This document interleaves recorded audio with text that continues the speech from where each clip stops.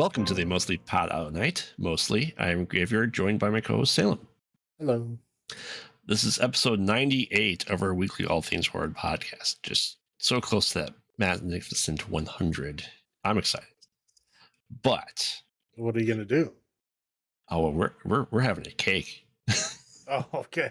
A sound cake. Yeah, people just listen to us eating cake. Yeah, on the podcast. Sounds great.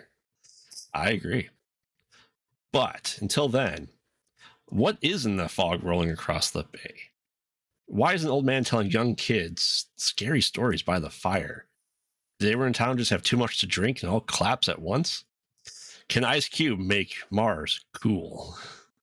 And just how weird is Tom Atkins? Tonight we are diving into the more horror works of, the legendary John Carpenter with The Fog from 1980, Village of the Damned from 1994, I think, 95. Well, it was filmed in 94, released in 90. Yeah, and then Ghosts of Mars, which I believe was 2001. Yes. Yes. We are almost at our limit of all John Carpenter horror movies. And that's sad.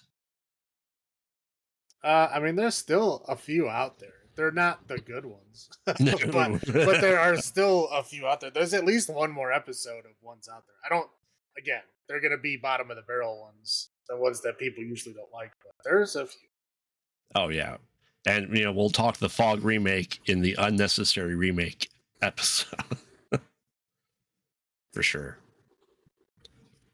But let's get into this with 1980, The Fog, also known as John Carpenter's Halloween reunion movie. Kind of sort of. I mean, pretty much everyone in this was in a Halloween movie by John Carpenter. Right? Jamie Lee Curtis. Adrienne Barbeau in another one? She was not. See? She might have been the only one. But even, Nancy Loomis, who played, the friend in the first Halloween, even Jamie Lee Curtis's mom was in this.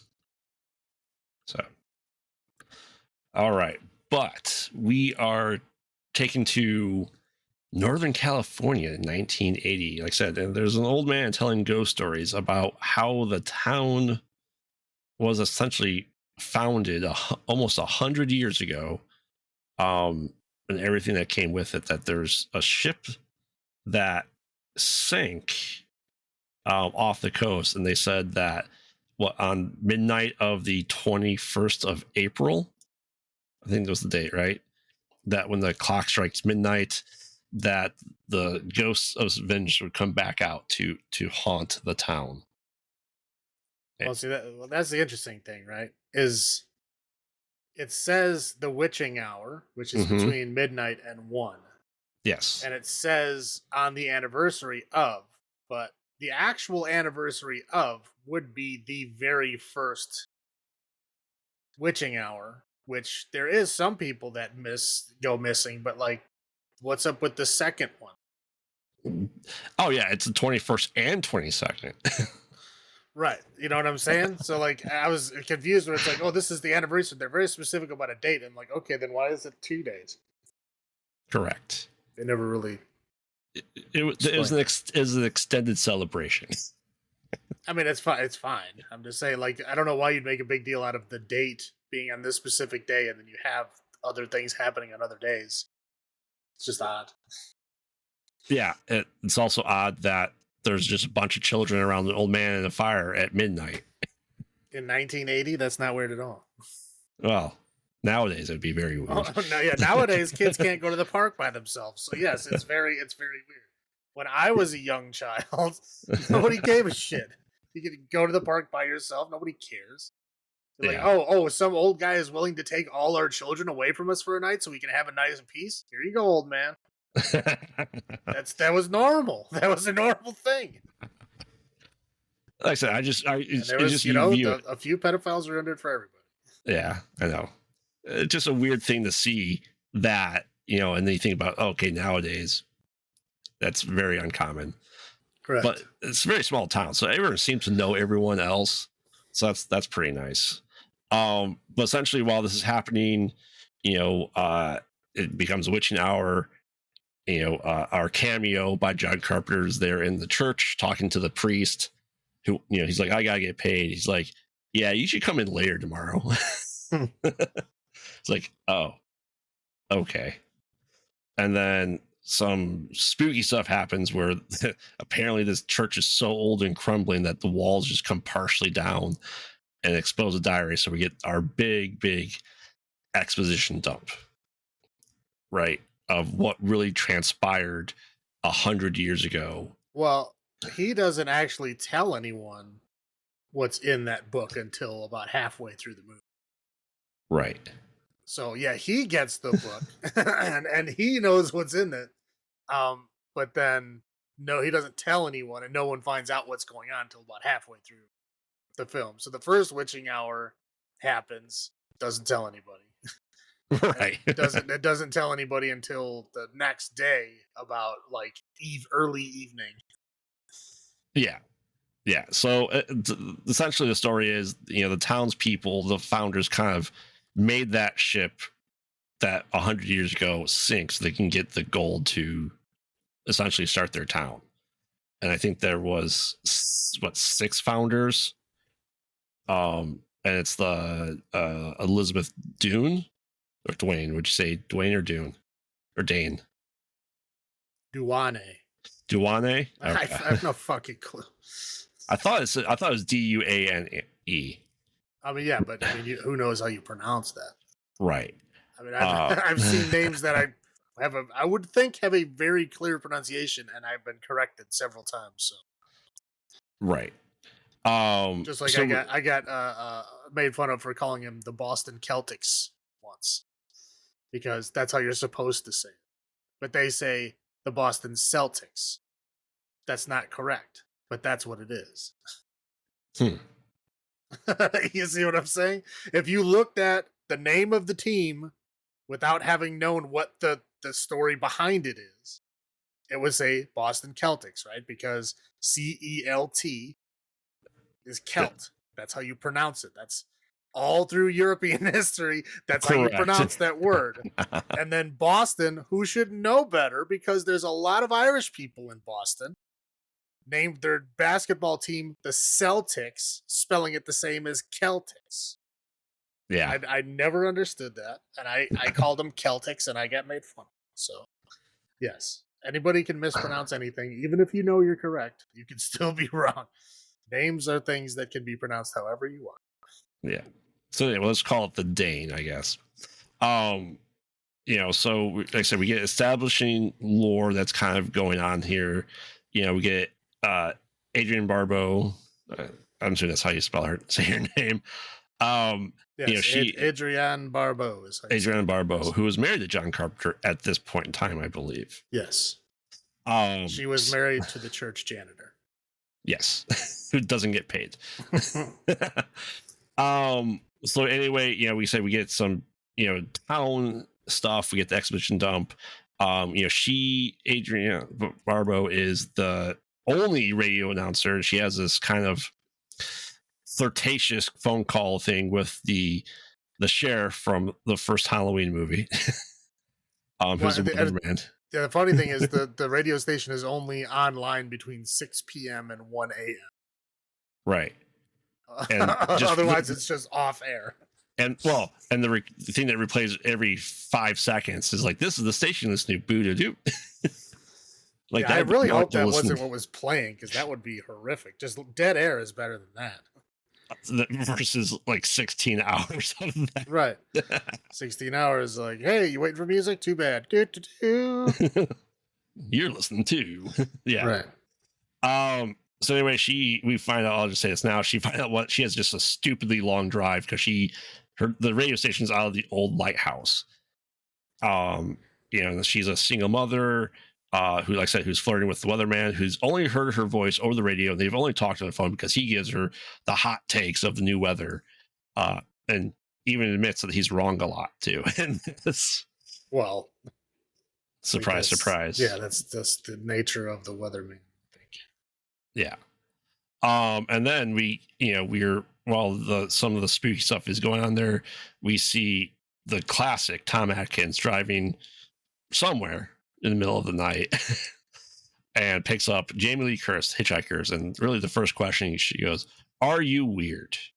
She goes, "Are you weird?" This is like goes, you say it like a creep.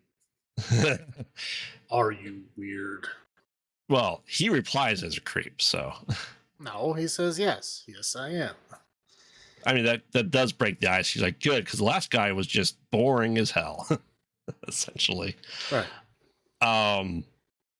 So it worked, didn't it? Yeah, it did. See, there you go.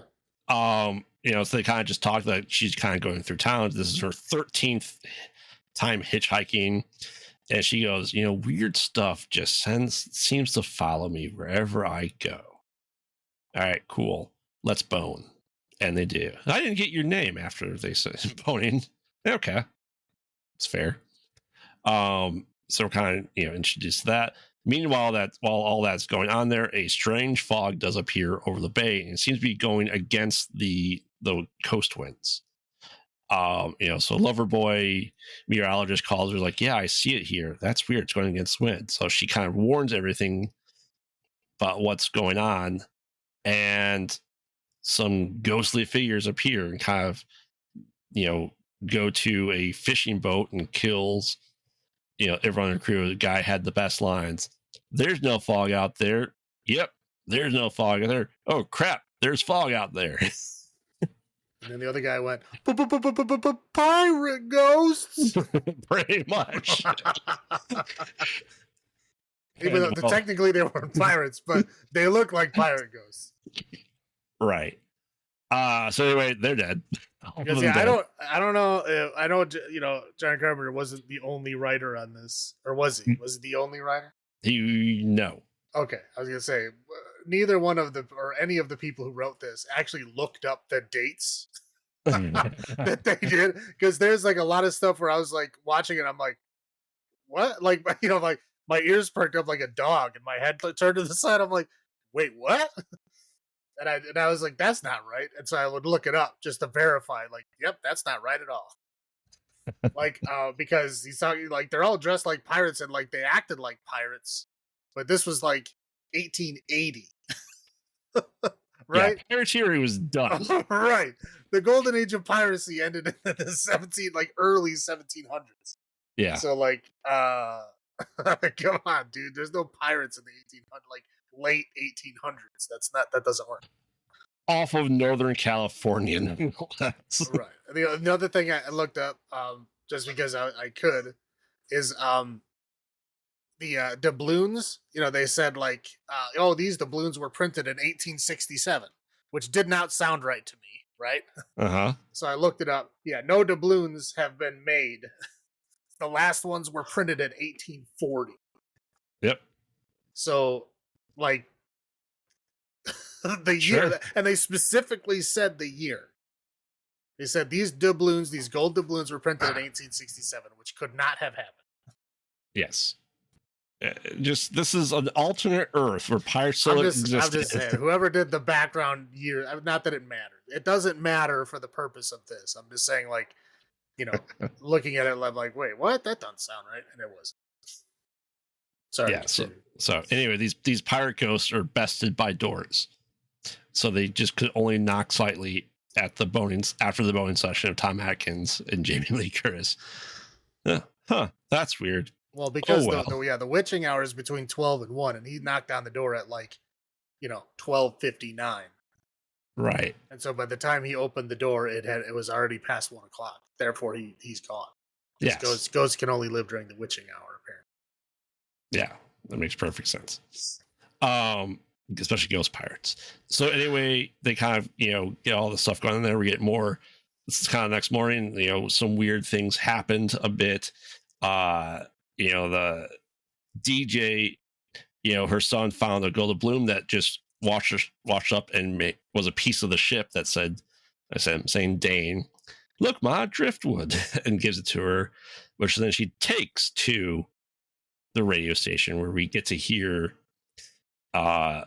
the most nauseating 16 hours of empty air that should be empty air, but just something repeating nonstop. Brian and the dog.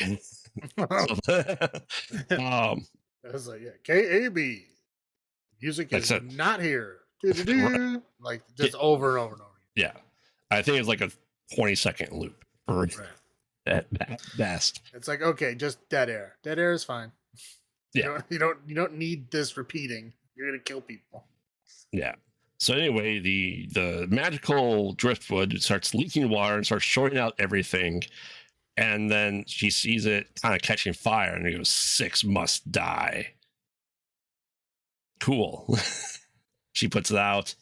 Everything's going back to normal. Well, which is funny because like later on in the movie, it starts counting down. Yeah. And at that point, 3 already died. But they still said 6 must die. Yeah. Right. But it should have said 3 more must die because that's what was, whatever. This movie's not good at math. Right.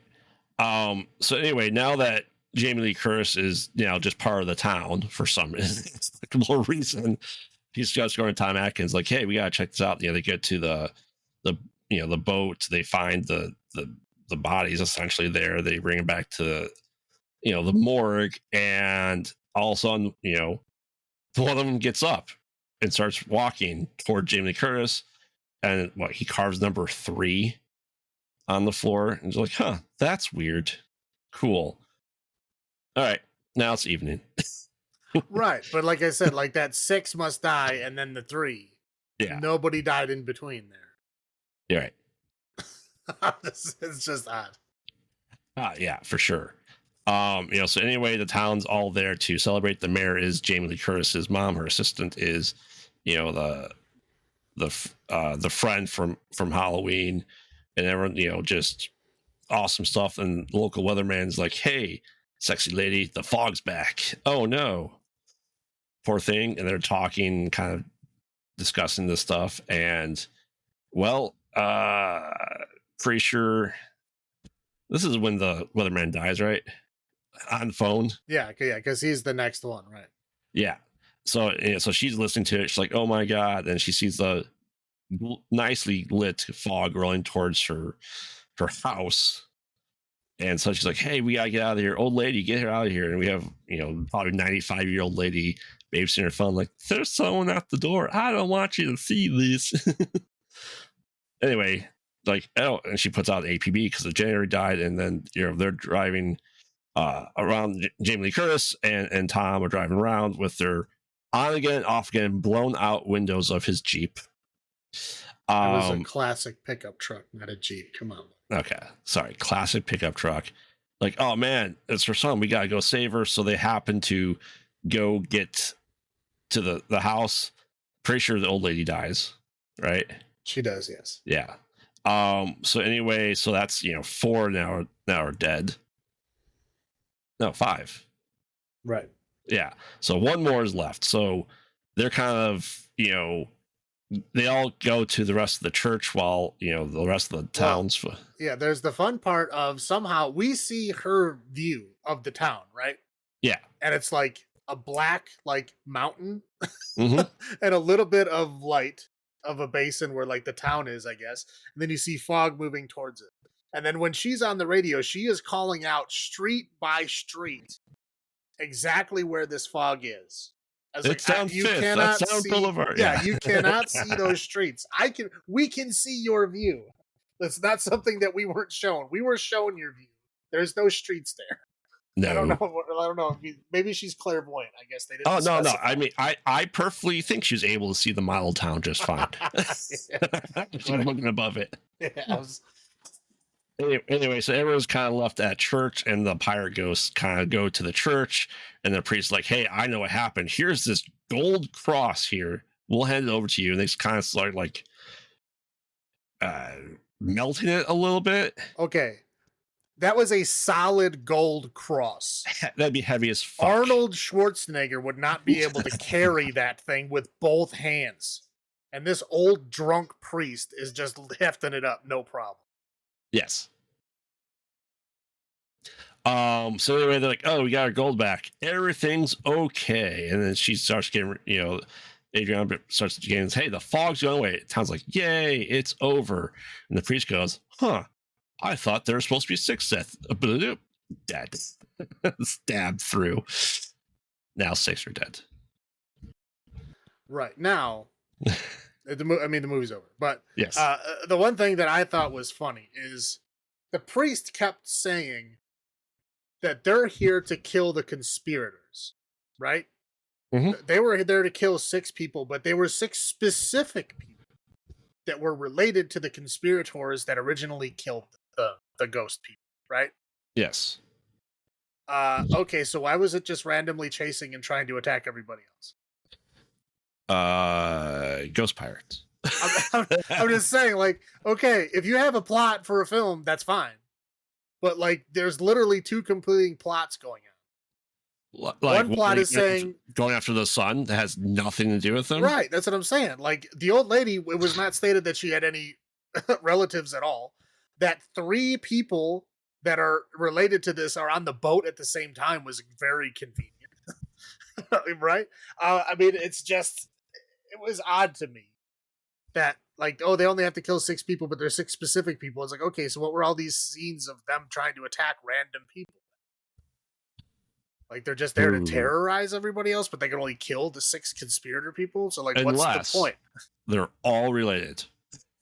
Well, that's what I'm saying, but, like, they were knocking on Tom Atkins' door, right? Mm-hmm. Him and Jamie Lee Curtis, neither one of them were related to any of the conspirators. They came all the way to his house to knock on his door. Right. Why? They're just there asking, have you seen Joe Smith? Right. Well, we need to kill him. Oh, yeah, he's down the street. But you know what I'm saying? Like, there's 2 competing plots. And they like, I think there was a rewrite involved, and they didn't rewrite all of the stuff. They forgot to take some of the stuff out. Mm-hmm. Like, if the priest never said they're looking for 6 specific conspirators, would not have met. But the priest says it not once, but multiple times. He says that. Well, the priest had his own plot summary than everyone else. I guess. But the funny part was, he was like, oh yeah, I read up to the part where we find out what's going on. I didn't read anymore. Okay, you didn't read the part where it tells you what the fuck to do about it?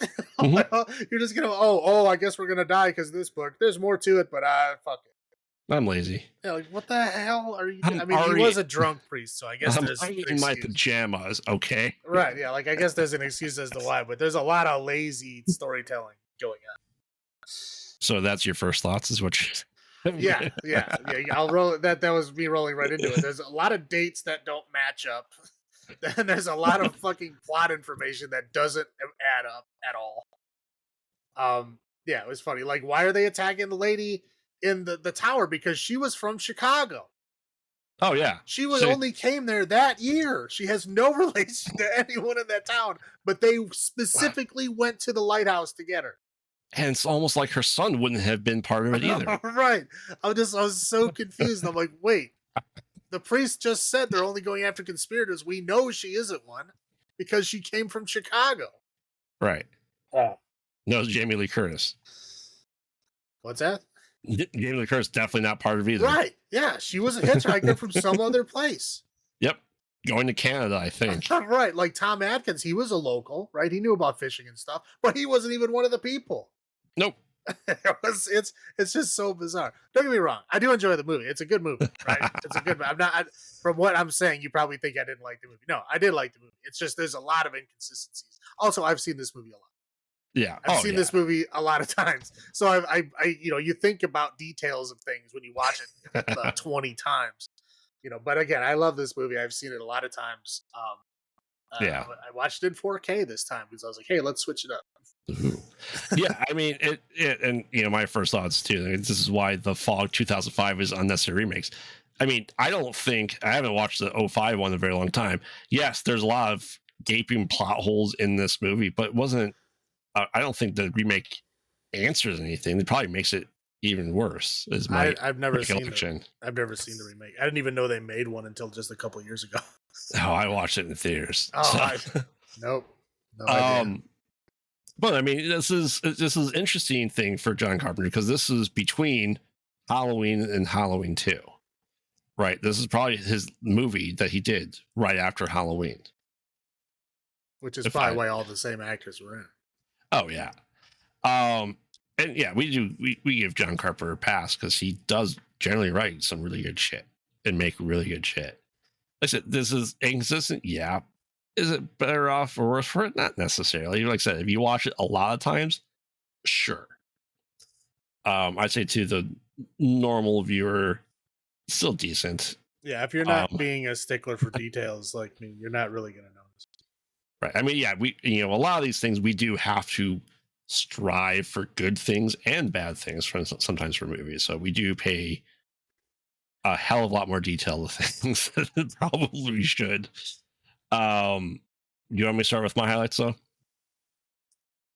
Sure, go for it. Okay. I mean, number one, Tom Atkins. I say it every single time. He kind of steals every scene he's in.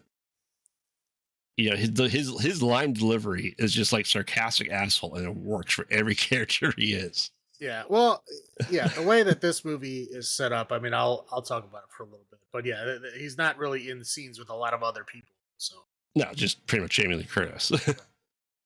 As inconsistent as the falsified pirate lore is from Northern California, which really didn't have pirates.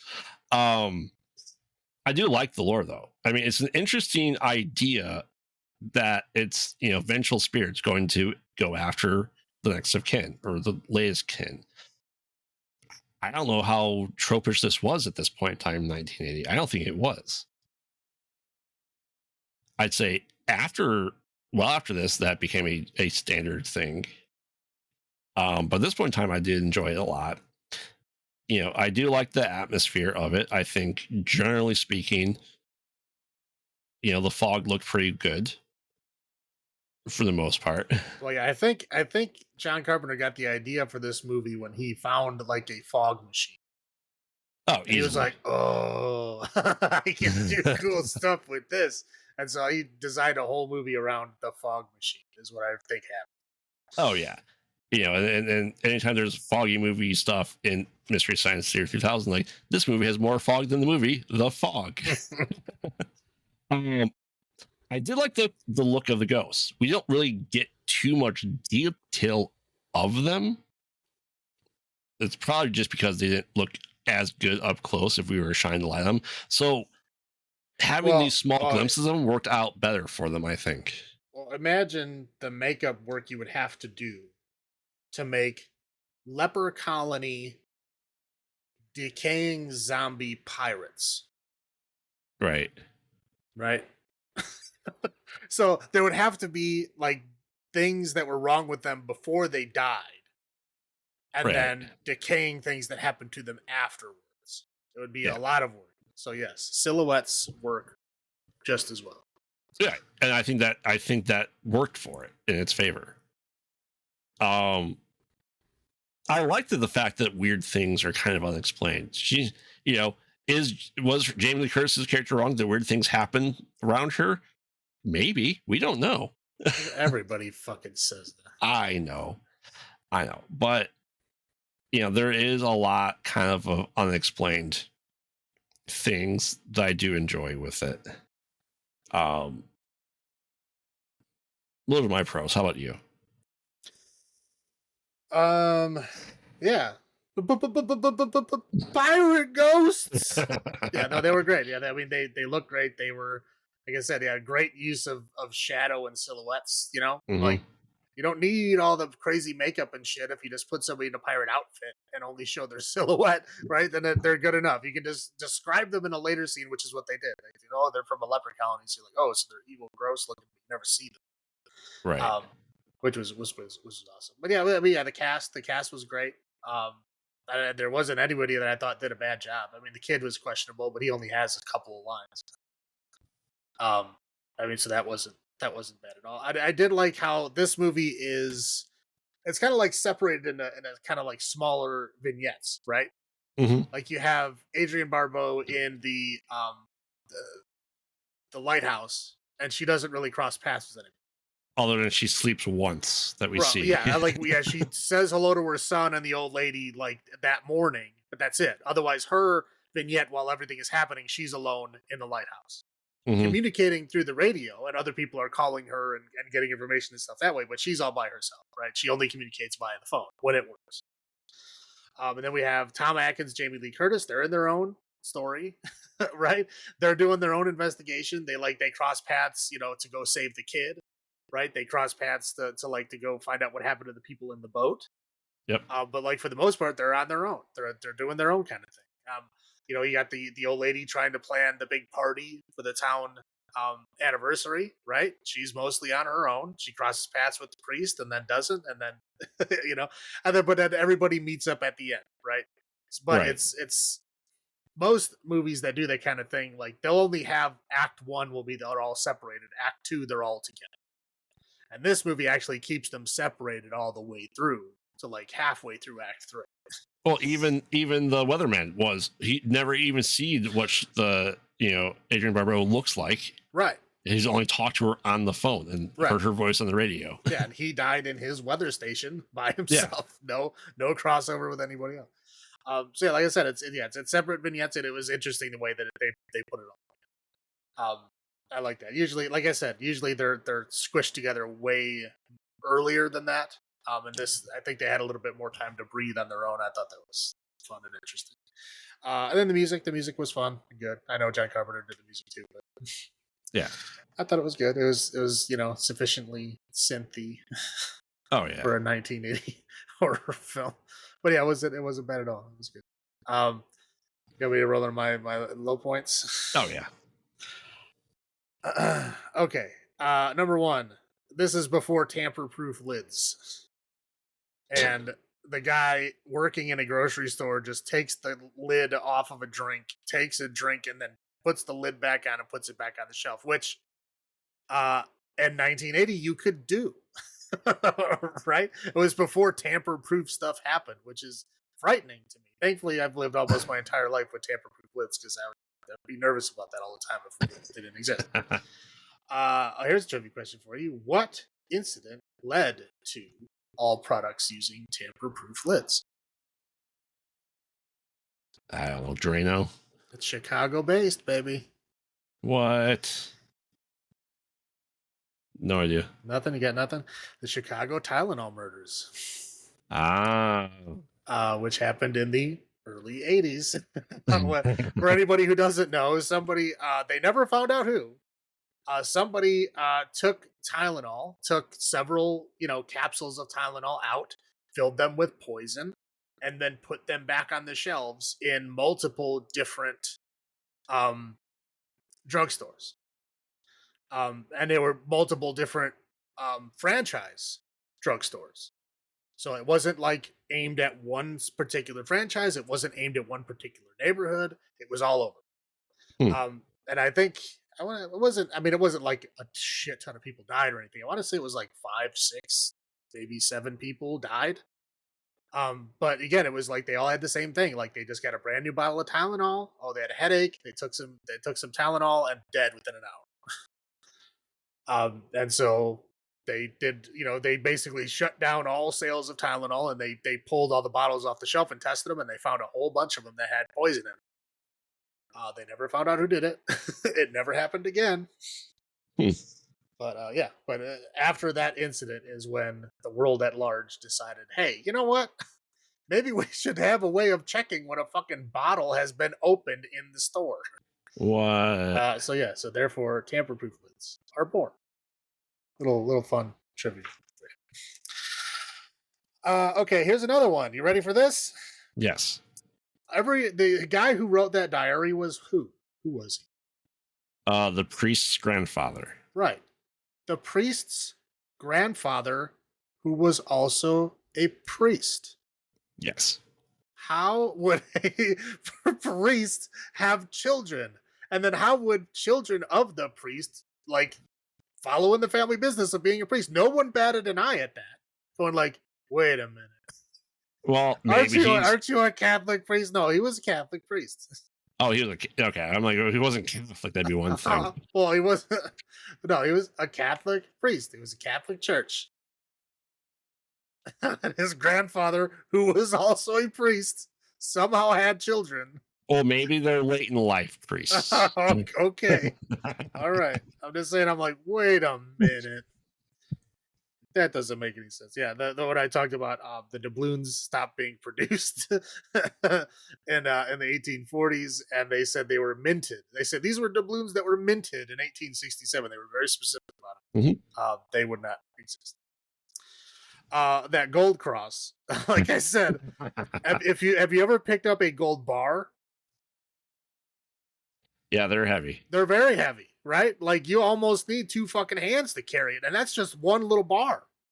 Like Right. how many bars do you think that cross was made out of? Oh, talk about waste of money. Right. I'm just saying, like, holy shit! I'm surprised that thing was able to like hold in the wall and not knock it down, because that thing would have been heavy as shit. Well, those walls were falling apart. Yes, it's very surprising. Yeah, they would like the old man was like, "Oh, this is so heavy!" Like, dude, there's no fucking way he would be able to lift that thing up. No way. Yeah, and then again, like I was saying before, like if they're only after the conspirators, why the hell was everybody else being threatened and attacked? Yes. You know, why was it when they're, oh, we're ghosts, we're coming after the whole town, but not really. We're going to kill these people. We're just going to fuck with everybody else because we feel exactly. Like we're going to knock on Tom Atkins' door at 1:50 or 12:59 just to make sure he knows we're here. Are you guys boning? All right. Hey, can I be next? Yeah. With this gaff. Yeah, but yeah, those were the just the thing. Again, I've seen this movie a lot. So, I'm watching it again. I noticed a lot of little details. Right. That's mostly what I got there. So, that's it. For me. All right. I would say not a whole bunch of for people being dead on the boat actually coming out. You know, I feel like they only had a handful of costumes they were able to do at a time. That's not why I like the silhouette. Well, yeah, one guy with a sword, one guy with a hook, and then one guy with like a piece of wood, like that's a club. about it. Yeah. That was it. That was 3 of them. Right. I'm like, there need to be more. Definitely some of the fog effects were not good. What? Wait. I know. It was the top of the line fog machine in 1980. Tell me, I'm sure it was. The magic fog that also glows blue that doesn't seem to illuminate when it's actually by people that's glowing. Look, blue. the fog is glowing. Is it? Is that okay? It just looks like it's slightly lighter colored than it was before. Right. I guess the moral of the story is if you ask someone if they're weird and they say yes, that you have sex with them. Now, Grant, it's Tom Atkins. But that just seems weird that just immediately just jumps in the bed with him. Maybe she's done that for the other previous 12 hitchhikers. I don't know. Oh man, you ever heard of casual sex? If you're like, into somebody and you feel safe with them, you can get it on. Don't kink shame, dude. People are into whatever they're into. They're consulting adults. Obviously, they were happy and how everything worked out. They got along. They hung out with each other for several days after. There didn't appear to be any abuse going on, so let them have their fun. It just seems weird that she just would stay in the town after this, like the first night. I'd be out. Well, maybe she really liked Tom Atkins. I really like Tom Atkins. Exactly. I mean, if I met Tom Atkins, I would want to hang out with him. That's true. So, I mean, and then the windows on his truck after they get blown out. The only time they're still blown out is in close-up shots of them in the truck. When the truck's driving without seeing them, they have full windows. Okay. Have you ever tried to drive a car without a windshield? It's horrible. You can't see, you can't hear. You're not going to be able to do good driving that way. I was watching it. I never, like I said, more close attention this time around. I'm like, oh, the windows are blown out. Oh, they must have gotten fixed. Wait, no, never mind. He didn't. It's nitpicky stuff. It really is. But that's pretty much I got for my low points. So our out ofs this week is glowing eyes, because they all have glowing eyes in some way, shape, or form in all 3 of these movies. I think John Carpenter has a thing for glowing eyes, because I'm pretty sure Prince of Darkness also has it. I'm pretty sure there's glowing eyes for the raiding character in Big Trouble in Little China. He likes glowing eyes. Well, I mean, glowing eyes is a standard special effect, for not only sci-fi but also the horror. I mean, anything that is something beyond the normal, right? Glowing right. eyes is very common to put there. So, Salem, how many glowing eyes out of 10 do you give this movie? I mean, I have rewatched it a lot, which means it would have to at least be a 7, right? So, Right.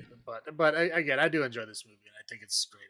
I think it gets we'll do 8.25. 8.25 glowing eyes out of 10. Oh yeah, this movie is, like I said, for some of the, like I said, we nitpick a lot just to find some low points for a lot of stuff. This is a fantastic movie. I think you'll enjoy this movie more when we get to the unnecessary remakes, especially of The Fog. So this is a fantastic movie that, yes, it's talked about, but not, I don't think as much as it should be. Because John Carpenter is like, oh, John Carpenter's Halloween. John Carpenter is Prince Darkness. John Carpenter is other things. And The Fog kind of gets, like, I feel, put in his back half of catalog when people talk about John Carpenter. Well, I mean, it's very close to Halloween, and Halloween is considered, Pinnacle. a pinnacle of a lot of people's lists for horror, Right. slasher, all that kind of stuff, right? And then you have another horror movie, which is kind of more of like a generic adventure-y type of horror, right? Mm-hmm. Which was not on, it had been done quite a bit around that time, so it wasn't anything groundbreaking. It was just his version of that, Right. So yeah, it's a great film, but it's not breaking new ground, whereas Halloween was, and that was only right before this. So Right. But for all that, like I said, I will give this 8.5. It is a solid movie just to enjoy the crap out of. yeah, no, it's great. Like I said, if you watch it too many times, you'll find stupid little things, but I mean, still great to watch, still fun.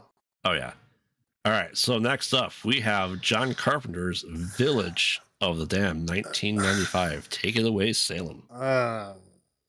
Okay. Now, honestly, there's really not a whole lot that happens in this movie.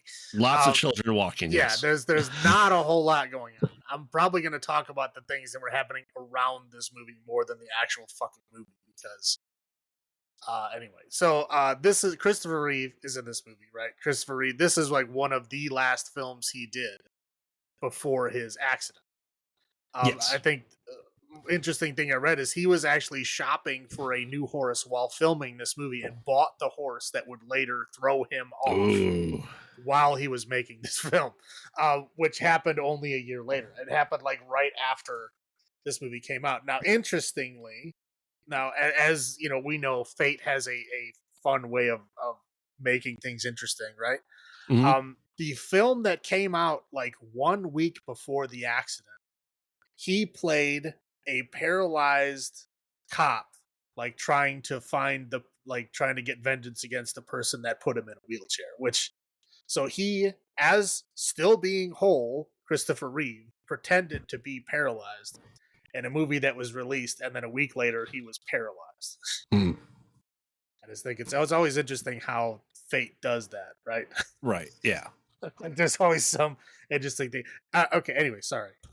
So Christopher Reeve is the town doctor in, I don't know, Townsville, USA. I don't know. Midwich. Yeah, Midwich, but it's they don't say where it is. It's in the middle of nowhere. So it's like a rural town, right? Yeah. Christopher Reeve is the town doctor. He's got to go out of town because he's the only doctor in the region, I guess. He's got to go out of town, so he leaves. Everybody else in the town is having a big, whatever, town fair or something. I don't know what the purpose of it is, but there's a town fair. They're all having their town fair, doing town fair stuff. And then all of a sudden, something hits, unknown what it is, but everybody passes out. Including the horses. And yeah, all animals of all kinds. We're talking dogs, we're talking cats, cows, goats, people. Everybody falls asleep. Sometimes that works out tragically, as the guy who we're kind of led to believe is like the protagonist for like the first 5 minutes of the movie ends up dying in a fiery car crash because he falls asleep at the wheel and then crashes. Which I gotta say, I had to double check that because they're like, after this event happened, like no one died. I'm like, wait a minute. What do you mean no one died? Yeah, like Died. one of the guy that they were trying to say was the main character before that point died. I'm sure there were more than one death like just like that, right? You think so? Well, because there's a lot of things that people can do that if they spontaneously fall asleep while doing them, they will hurt themselves very badly or die, right? So yeah, you never know. So anyway, so they all pass out. They wake up again. Christopher Reeve was not part of this because he was out of town. So he came back to find out his wife was there and she was passed out. Anyway, they all wake up. Oh, that was kind of weird. Life goes back to normal, right? Until, a month or so later when they find out that a whole bunch of women that passed out are all pregnant. And at first they're like, oh, this is great. We're all having a baby around the same time until the doctor figures out, hey, wait a minute. These are all exactly from the day and time that everybody passed out. And it's, some of them are like, oh yeah, we were trying to have a kid. Some of them are married, so it's not all that unclear. The one couple that really doesn't work out is like there's the wife that her husband was out of town for the last year. In Japan for a year, and then he comes home and she's pregnant, and he was not there when it happened, and so she's like, "No, really, I didn't cheat on you." And it's like, "Oh, sure. How'd you get pregnant then? Jesus." But anyway, one of the girls was a virgin. They make a big deal about talking about that, right? Basically saying like something happened, right? If a virgin was impregnated and some lady, didn't cheat on her husband, got pregnant when he was in Japan, right? Something's going on. So, Kirstie Alley is like some kind of government, I don't know, CIA doctor. I don't know. Let's call her Agent Scully. Yeah, she's like a whatever CIA doctor. She comes in, when the passing out thing was. She painted this line on the street to designate exactly where the line ends. I have no fucking clue how they figured that out, but that was just really funny. They were like, "Oh, we sent in some cops. They're passed out." Like, how about somebody else goes in there? Okay, he goes in there. Oh, he passed out. Oh no, everybody's passing out. Like, what? What are you doing? Nobody's testing the air or anything. They just strapped up some guy in a gas mask. Go ahead in. Oh, we'll get to that guy in the gas mask. Aren't you worried? Yeah. So anyway, Kirstie Alley is the head like government doctor. Anyway, so it's basically discovered that these babies are not like natural, right? So she comes forward and she's like, yeah, we know they're not natural, but we really want to study them scientifically. So how about, you keep, you can terminate the baby and we'll bring in people to terminate it for you. But if you keep the baby, we'll give you $3,000 a month. Is that per household or per person? Right, yeah. So that was the guy. The one guy was like, no, screw that. And then he finds out his virginal daughter and his wife are both pregnant. He's like, I get $6,000, which is he was very pleased with himself when finding that out. This is $3,000 in 1995 money, which is worth a lot more than $3,000 now. Yeah, $3,000 now. Maybe you can live off of that. Then it was comfortable. Anyway, so they're all like, okay, great. So then everybody who has the baby decides to keep it. So, they have this mass birthing event where there's 10 children in total. They're all 10 of them are born. One of them is stillborn, I guess. Like Kirstie Alley's very, very sneaky about that. Well, they hint that not so much, but they hint that, but it didn't happen. I guess I don't know. What we find out later, like I don't think she was wrong. I think it was just something they hid what it was for sure. Oh, easily. But I don't think they killed it. I don't think, you know what I mean? Whatever. If they did, it was very weird and they didn't talk about it later, which is odd. Like that's usually not something they wouldn't have brought up. Right. Anyway, so one of them is stillborn.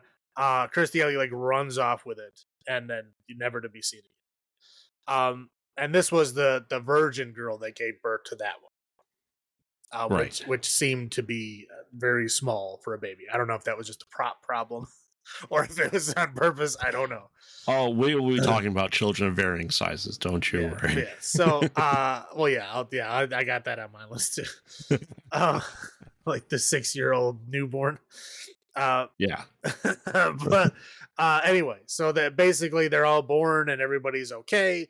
But we kind of fast forward a year to where like the children are actually like at an age where they can understand what's happening around them. And it seems like they start like mind controlling their parents and people around them. Like Christopher Reeve's wife, because she was one of the ones that had one of these babies. The child mind controls her to stick her arm in a boiling pot of soup. And then one lady comes over and it's like, "Oh no, don't do that!" And then pulls her arm out of the soup, and then she puts her arm back in the soup after she pulls it out. So it's like a compulsion to do so.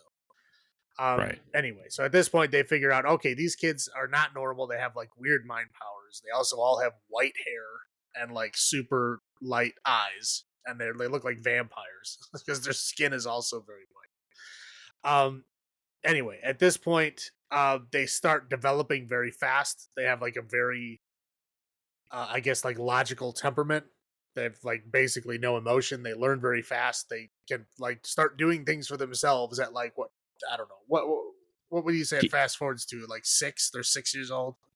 Well, yeah, but I mean, he at like 6 months old, Dave was able to spell out his own name in blocks. Right. Yeah. So they're definitely advanced. They're doing things quicker, whatever.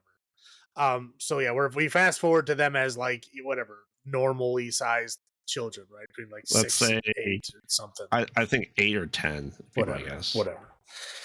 So at this point, they're all kind of paired off to where they all have their pairs. It's like a male and female pair that they're all paired up with, and it seems they don't explain that too much, but it seems like when they have their pair, they're more powerful, and they like back each other up or trade power with each other, whatever it is. And David is the one that had the pair that died. So without his pair, I guess, to hold him to the rest of the group, he actually kind of like diverges a bit and actually like develops some Human emotions, right? Like emotions and like compassion and kind of stuff like that, where the other 8 children are just kind of like up their own ass, right? Yeah. We want to have our own little town. We want to leave. Right? Because everybody's getting weirded out because they're controlling people. They're fucking with people. There's a lot of mysterious deaths. They can't pin anything on them, right? Like Christopher Reeve's like wife jumps off a cliff where they all know the kids forced her to do it, but like, by the law that we have, there's no like, psychic control suicide clause that you can convict a child with, right? Right. So yeah, there's nothing that they can really do. So basically they try to like they separate the kids from the rest of the kids, try to like teach them fucking humanity and compassion, which they don't give a shit and they don't care. The only one that does care is David. And so basically they kind of like move them to another building, like outside of the town, a barn where they were born. Right. Yeah. And then they have Christopher Reeve try to teach them like humanity, which they're not getting. Right. He's just like constantly in an argument with them about why you shouldn't like be mean and evil. They just don't give a shit. They're just purely logical. Like they're basically like, we're the next stage of evolution. Like you need to get out of the way because we're gonna destroy all you Neanderthal humans, right? Because we're the next step. Is basically their mentality at 8 years old or whatever it is. At this time, Kirstie Alley and the doctor are kind of working together, like to figure out what's going on. Kirstie Alley shows the stillborn baby to the doctor, and it's obviously an alien. Like it's like a failed human alien hybrid, right? Where it has like this, the typical gray shaped head with the flat black slanted eyes, like the Greys do in like Communion, which is the standard, generic alien description from like abductions and shit. So at that point, he's like, okay, they're aliens. He somehow develops a way to block his thoughts from them. And they basically He amplify. immediately learns how to do it. Right. Well, yeah. Well, because Kirstie Alley said, "Well, like, oh, I just think, I just think of this," and he's like, "Okay, yeah, I'll just think of an ocean," and then all of a sudden it Well, turns into a brick wall somehow. I don't know. right. She's like, I spent years practicing. He's like, cool, got it. Next. Right. Yeah. So he gets it immediately. So anyway, he's like trying to like find out more about this, and the kids are a stone fucking wall. David can't really do anything because he's being controlled by them, but not at the same time. But he's like between two worlds. He doesn't know what to do, so he just does nothing. Anyway, a big kind of battle happens, right? So they're like an armed mob is now like, these children are fucking evil. They're like, lots of people have died, lots of things are happening. It's the mom of one of the children is like leading the mob, like literally with flaming torches and shit. Like we need to do something about these kids. We need to kill them all. Kids show up, force her to burn herself alive, which is nice, right? And so then it basically starts a big war. Like all the police show up with like shooting and shotgun. All this stuff is happening. The kids just control other people to shoot back and forth at each other. There's like this whole It's a massacre. right. Yeah, it's like a whole massacre of just the cops shooting each other. And the children are never even shot at. They're literally like in another location. Nothing, no harm ever comes to them at all. So at this point, all the cops just kill each other in front of the building. Everybody just apparently gives up after that, right? Because they don't even have like the building surrounded or nothing. They're just like done. So Christopher Reeve decides, okay, well, I have to do something. So I'm going to put a bomb in a briefcase. And Yes. I'm going to go into this school and I'm going to use this magic brick wall mine technique to block that I have a bomb. And then I'm going to get David out of there and then I'm going to blow up this whole building. And he basically does just that. Mm-hmm. And so all the children are dead except for David. And then David and his mom decide to just drive off into the wilderness and find a new place to live. Into the sequel. Right. Is there a sequel? No. I was gonna say, I'm assuming they wanted one. They definitely wanted one. But that's essentially it. I don't think I missed anything. No. Yeah, that's pretty much it. I mean, there's more characters, but the characters ultimately don't matter. I mean, like I could, describe to you all the parents of the children, but again, it doesn't matter because they don't really matter. You know what I mean? But whatever. Yeah, one lady catches herself on fire. One lady saves the kid at the end, but ultimately, that's all you're leading. Yeah. So that's it. I have not seen this movie before. Simply because I knew that it was going to center around children, and I tend to avoid things that I know are going to have a lot of child acting in them because I don't like child acting. Don't get me wrong, child acting has been good. Most of the time, it is not good. I would say 90% of the time, child acting sucks.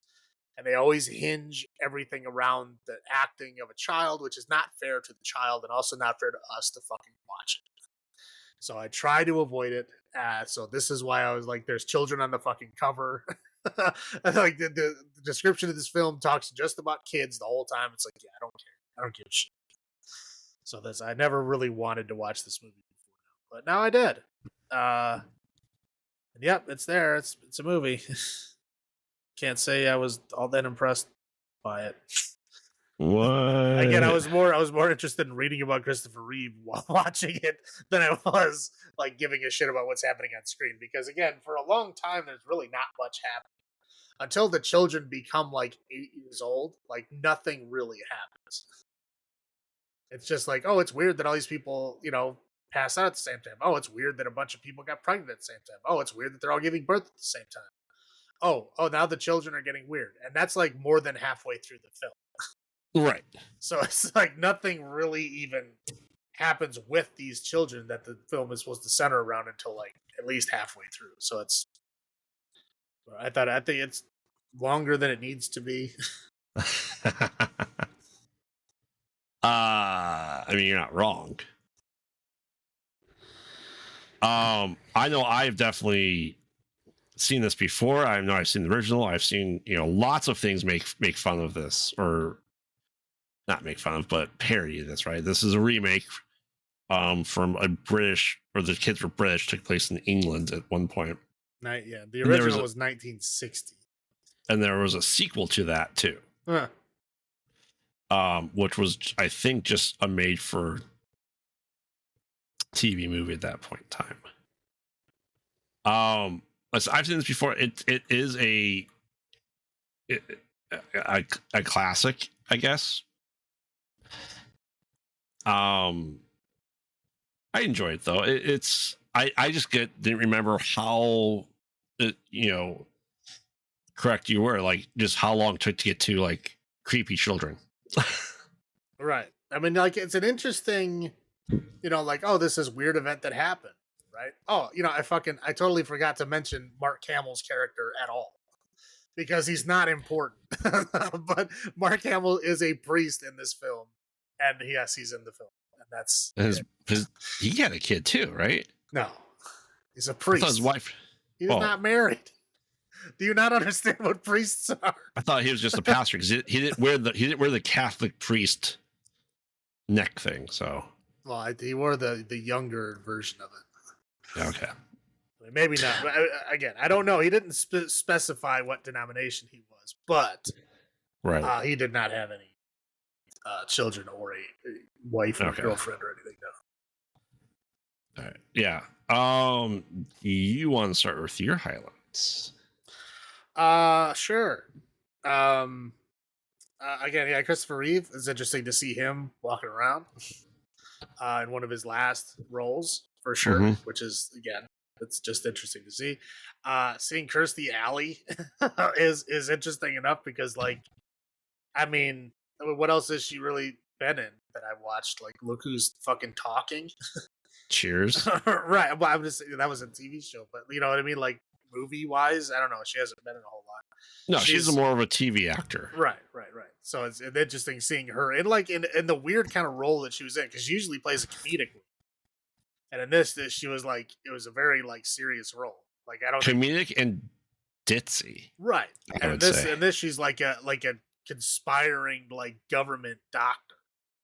Right. Which is, it's an interesting role to put her in. I thought she did pretty well in it, though. I'm just saying, like, it's a very different thing seeing her in there. It's nice seeing Mark Hamill getting work in 1995. I mean, I know he was doing a lot of voice work at that time, but he wasn't doing a whole lot of like, normal acting in 1995. I almost didn't recognize him. Right. Initially. Yeah, it was like, yeah, it's interesting just seeing him in something. Again, he did a lot of voice work, but interesting seeing him. Like, I know he was in like The Flash around that time. Yeah. Oh yeah. Yeah. Yeah. I mean, he was in stuff, but I'm saying like movies, he really wasn't. Right. I did enjoy how they had like real pregnancy questions. They could have easily just glossed this over, like, oh, everybody got pregnant at the same time. That's weird. Like, but no, they like, there's like, of course, like the virgin, right? Like, oh, that's fucked up, right? Or like the lady who got pregnant when her husband was out of town, and she's trying to explain, I really didn't cheat on you. Like, it was the aliens that got me pregnant. Like, really, it was. I mean, it was like a lot of that in the beginning. Like I said, the first half was interesting in that respect. I think it got less interesting when the children showed up, for me, at least. Now, the one lady, the one mom, the blonde mom. Yes. I was like, looking at her, I'm like, I know this lady from something. And I know whatever it is, I've seen it a lot. And I don't remember what it is. It's like, I like her face and like her mannerisms and everything. I'm like, I know this lady. I have no idea where I know her from. I had to look her up.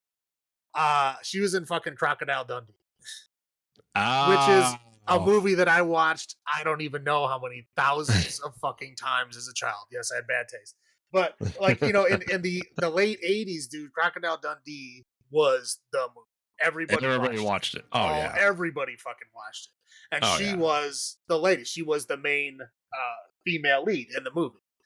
So I'm like, wow, I haven't seen her in anything since, or like that. This is the only other film I've ever seen her in was fucking Crocodile Dundee, and I'm like looking at her like, man, I know this lady from somewhere. Yeah, Crocodile Dundee blew my mind. I was like, I haven't seen that movie in fucking, I don't even know, 35 years. It's been a long time.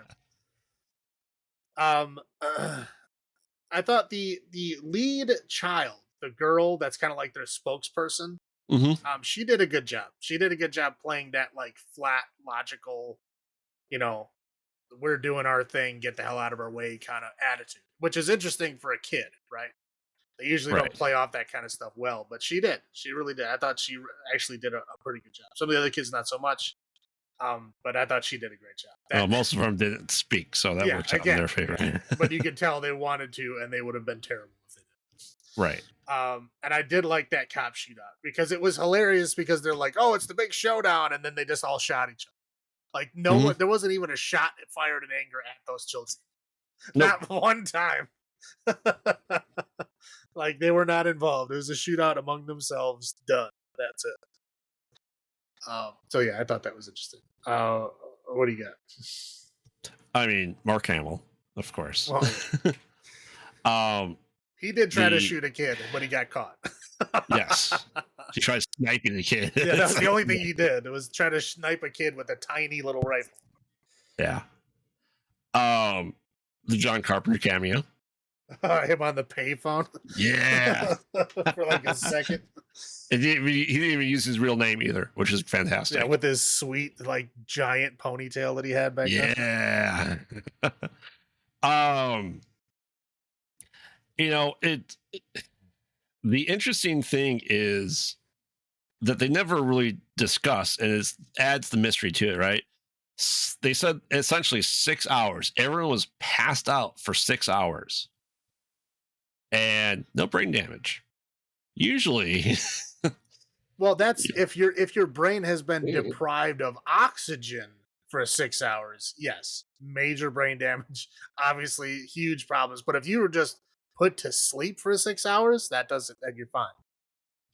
I also find it, yeah, I think at least that, we got our quote main character, we thought Frank died, because you're just going, there's no way that no one else died. Right. Yeah. It's like, there's got to be at least one other, like, because they were like on cliffs, like right next to the fucking ocean. There's no way like somebody wasn't like driving a lawnmower. He only and fell asleep and then fell off the cliff. Everyone else just like casually, the people in the car, they were even laying outside of their cars, which is weird, but hilarious. I feel really sleepy. Let me stop the car, put it in park, get out and fall asleep on the street. Right. No, so, would have fallen asleep immediately and then died of ferry car crash. Right. But I like the fact that there's so much unexplained stuff to it. They don't really go into that heavy of details about No, they don't. They don't explain what it was that put him to sleep. Correct. They're like, oh, we know it's not a gas. Yeah. Oh well. Next scene. Like, okay, what the fuck was it? No answers. Nobody's even looking. Right. Government sanctioned abortions. Oh, this is why I was leaning towards the fucking government did it. How else would she know exactly where to paint that fucking line? Oh yeah. Like the government did it. I think that's why the one baby that died stillbirth, she took it away and hid it. I think because they did that. They impregnated those people. And that stillborn gave away the one fucking mutant baby that they had and what they were really doing. I think what they're doing is they have like a multi-international conspiracy where they're basically remote towns in the middle of nowhere. They're putting embryos from these like alien hybrids to see what they'll do. Right. But I think that was interesting though to see that though, to have government sanctioned abortions. I'm like, wow. Imagine that. That's well, again, this is 1980. And every time abortion gets brought up, it's always like in the 70s or early 80s and stuff because it was big on everybody's mind at that time. Yeah. It's been kind of riding free, right? Because we had Roe v. Wade in place. So nobody could do anything about it. There's been a lot of complaining, but nobody's doing anything about it. It was there. Now it's big again, obviously, because it was repealed. But that's why it's big now. But like it wasn't that big for a while because again we had a law in place that prevented that. So those are my highlights. I'll roll into my low points. Barney Fife with his air mask that was walking, they painted a line in the road. Okay. And if your first thought is this thing is fucking airborne. Everyone, we're on this other side of this line. The wind's not going to blow something airborne into our path. It's stupid. They're outside. If something was airborne, I know. They never explained what it was. They never explained like how it was spread. But I'm just saying, like, they thought it was airborne, so they put a guy with a mask and a hose. But you're outside. Okay. If it's airborne, you're fucked. Well, here's the thing. CIA doctor lady mysteriously shows up as soon as it happens, right? Yeah. She's not worried at all. She's like, right. Oh, everybody will be fine. Just stay behind this line. Everything's okay. So, yeah, again, like you said, Barney fucking Fife, he does not have the clearance or the know-how to care unless he's told to care. So, yeah, they're just like, okay, I guess it's fine. And then, yeah, like the questions wasn't really brought up because, again, rural cop in the middle of nowhere is not going to give a shit unless somebody higher up says, hey, you should care about that. Yeah. So, yeah, the CIA doctor lady is telling you, don't worry about it. It's fine. Okay. Yeah. That's what they do. Okay. There's no way Frank was being buried. He's the only body they have to figure out that's alive or is dead that they wouldn't have to kill to figure out what would be truly going on there. Like, there's no way his body wasn't on the table, wasn't being dissected if they truly cared about solving the mystery. How do you know they weren't? Well, it's very much implied. I don't think they would have I don't think his wife would have let that happen, but I just find it very odd that they were just like, all right, yeah, he's dead. Let's do nothing about it. Did she open up the coffin at the funeral? That's fair. You know what I'm saying? I mean, they might have taken the body. They might have not been a body in there at all. He died in a fiery car crash. It wasn't going to be an open casket funeral anyway. Yeah. So they could have just put a bunch of fucking bricks in there. And be like, yeah, he's in there. And then he's back at the fucking alien tank baby fucking, bed being cut open. Which, we'll get to that. For it being a secret, you have it in the clinic basement with all the security. Here's the alien baby in this tank. I think you missed the large no admittance sign on the door. Hello. That's true. How is anybody going to get in there? There's no admittance. If you're setting up a secret government thing, you need a little bit more than a sign. It was locked and it said no admittance. What else do you want? Okay. This is like Barney fucking Fife, who's willing to put on a gas mask and walk into a potential anthrax hazard. Okay. Like, these are not like geniuses we're dealing with here. That's very true. If he's told, don't go in that door. Okay. Yeah. I won't open it then.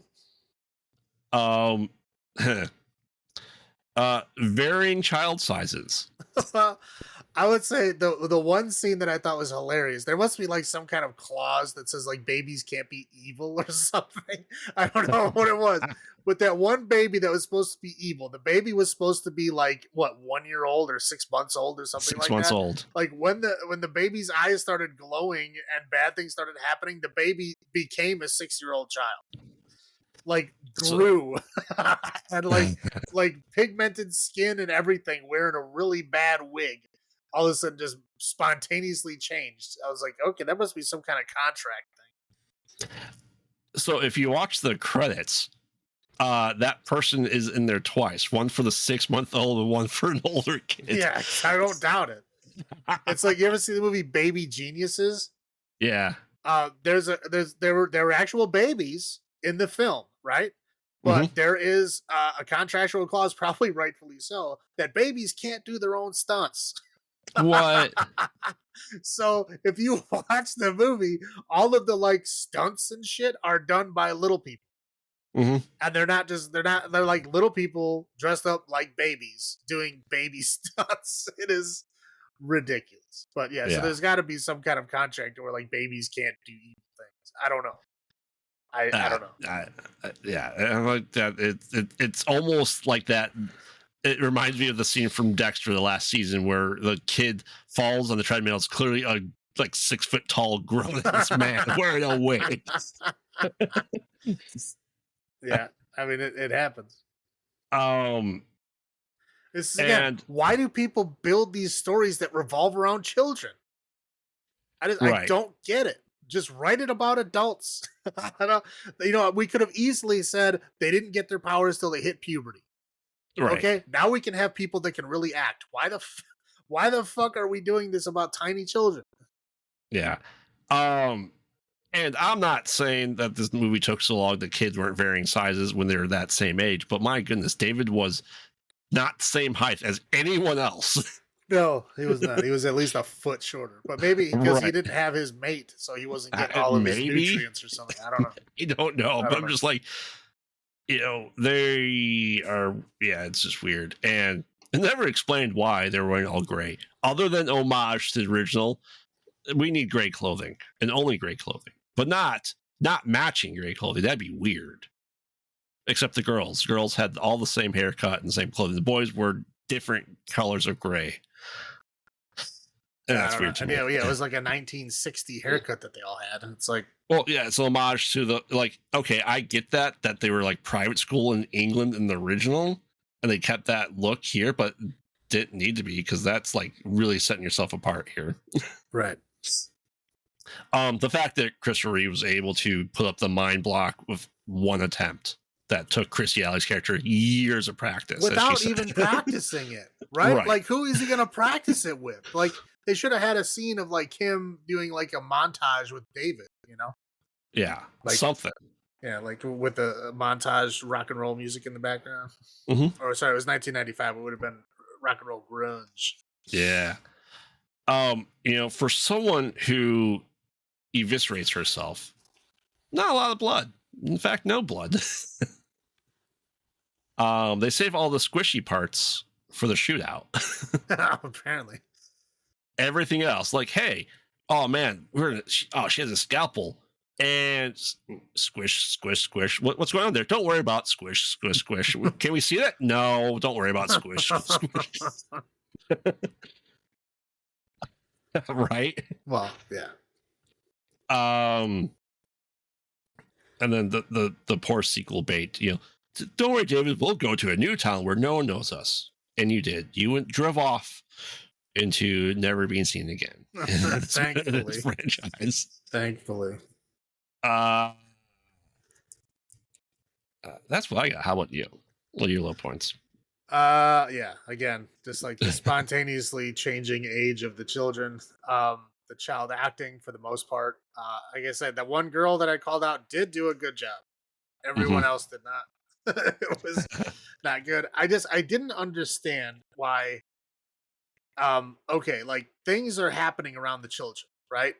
Mm-hmm. Like people are doing weird things that they don't normally do. They knew that the children were somehow mind controlling people, and yet they did not quarantine the children.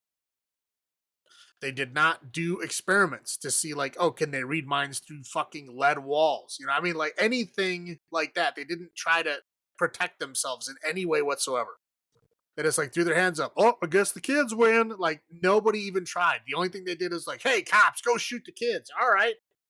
Like that was their first reaction. They tried nothing ahead of time. They didn't even try diplomacy. The only diplomacy they tried was like, oh, Christopher Reeve, can you teach him humanity? I don't know if I can. Fuck it. Cops, kill him.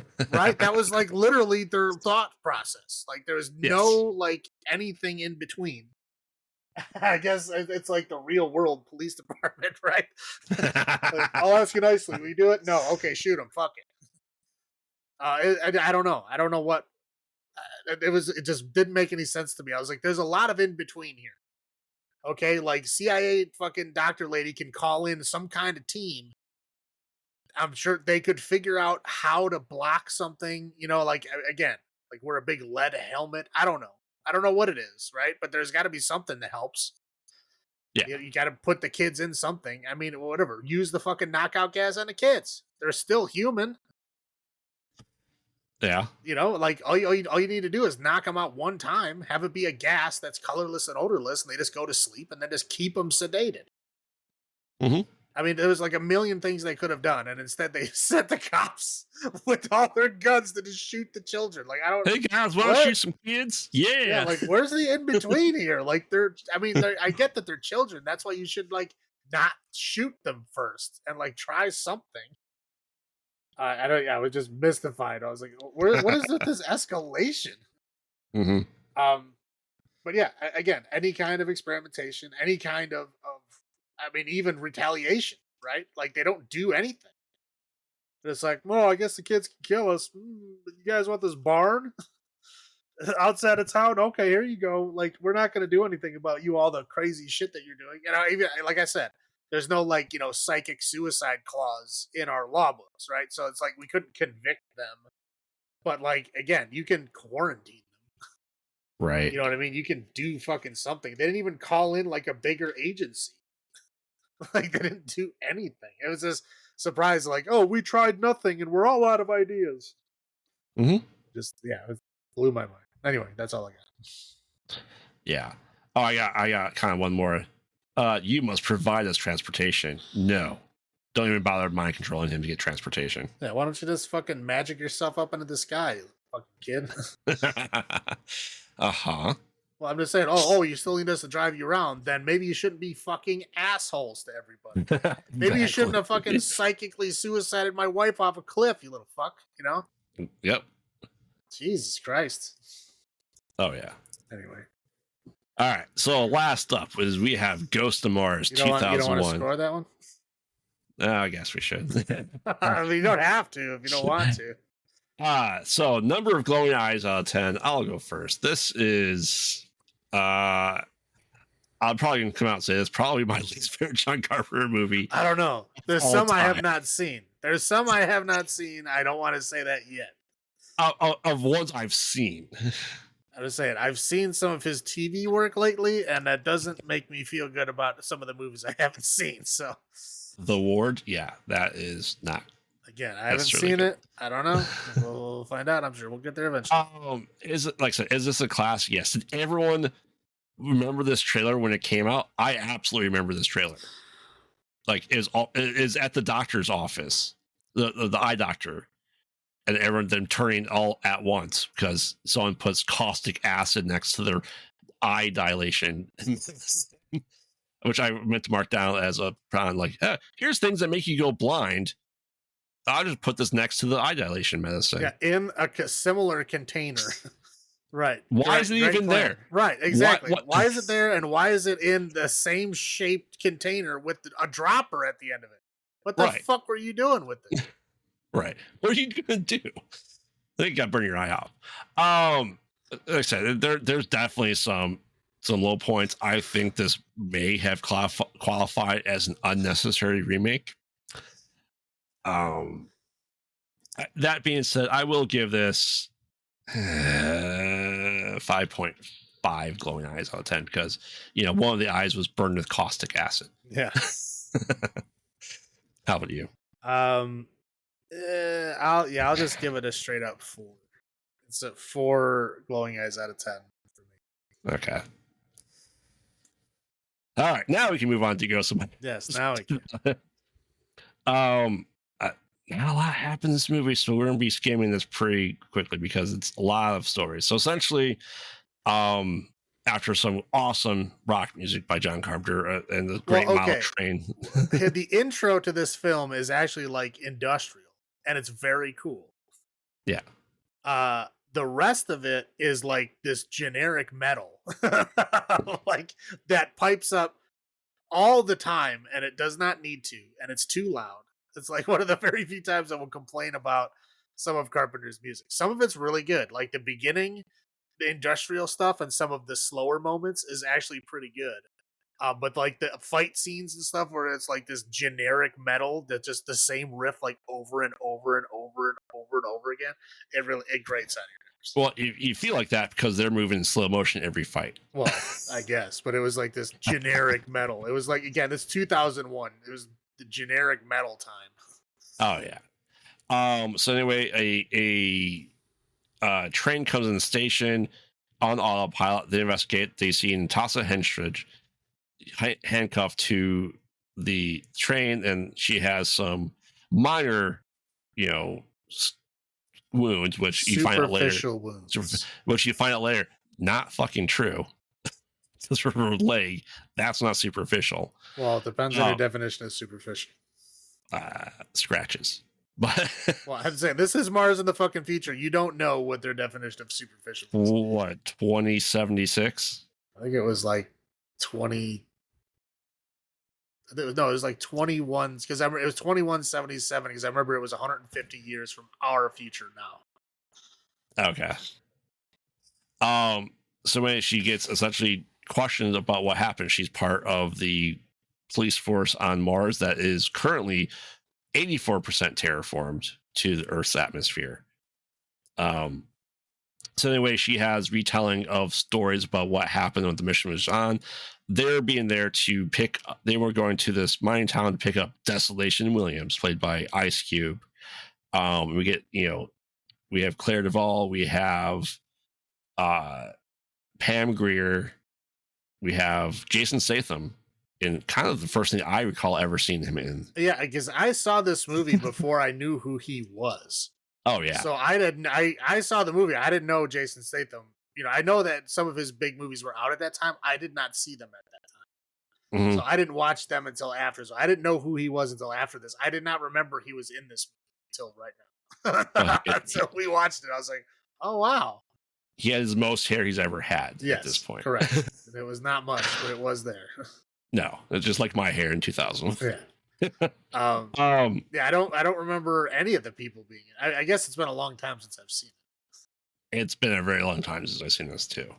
So anyway, they're there, and it's Natasha Henstridge, and we find out that she wears a necklace that she has, clear, which is a high, and they're picking up that you heard all these ghost stories of Desolation Williams, that he's, been on like trial like 3 separate times, like murder and all that stuff. None of them seems to stick. Now we should also clarify, this seems to be like an authoritarian regime. So yes, if they can throw you under the bus in any way whatsoever, they definitely would. So if you're saying that he got off on self-defense for those 3 murders, he must have really been innocent. Yeah. In order for him to get off 3 times with an authoritative regime that is obviously against it. Oh yeah. So but anyway, yeah, they go to the town, and it's just like empty. Everyone's like, oh, everyone should be out partying, spending their money. And Jason Statham and Pam Grier both trying to hook up constantly with Natasha Henstridge, as you do. I mean, yeah.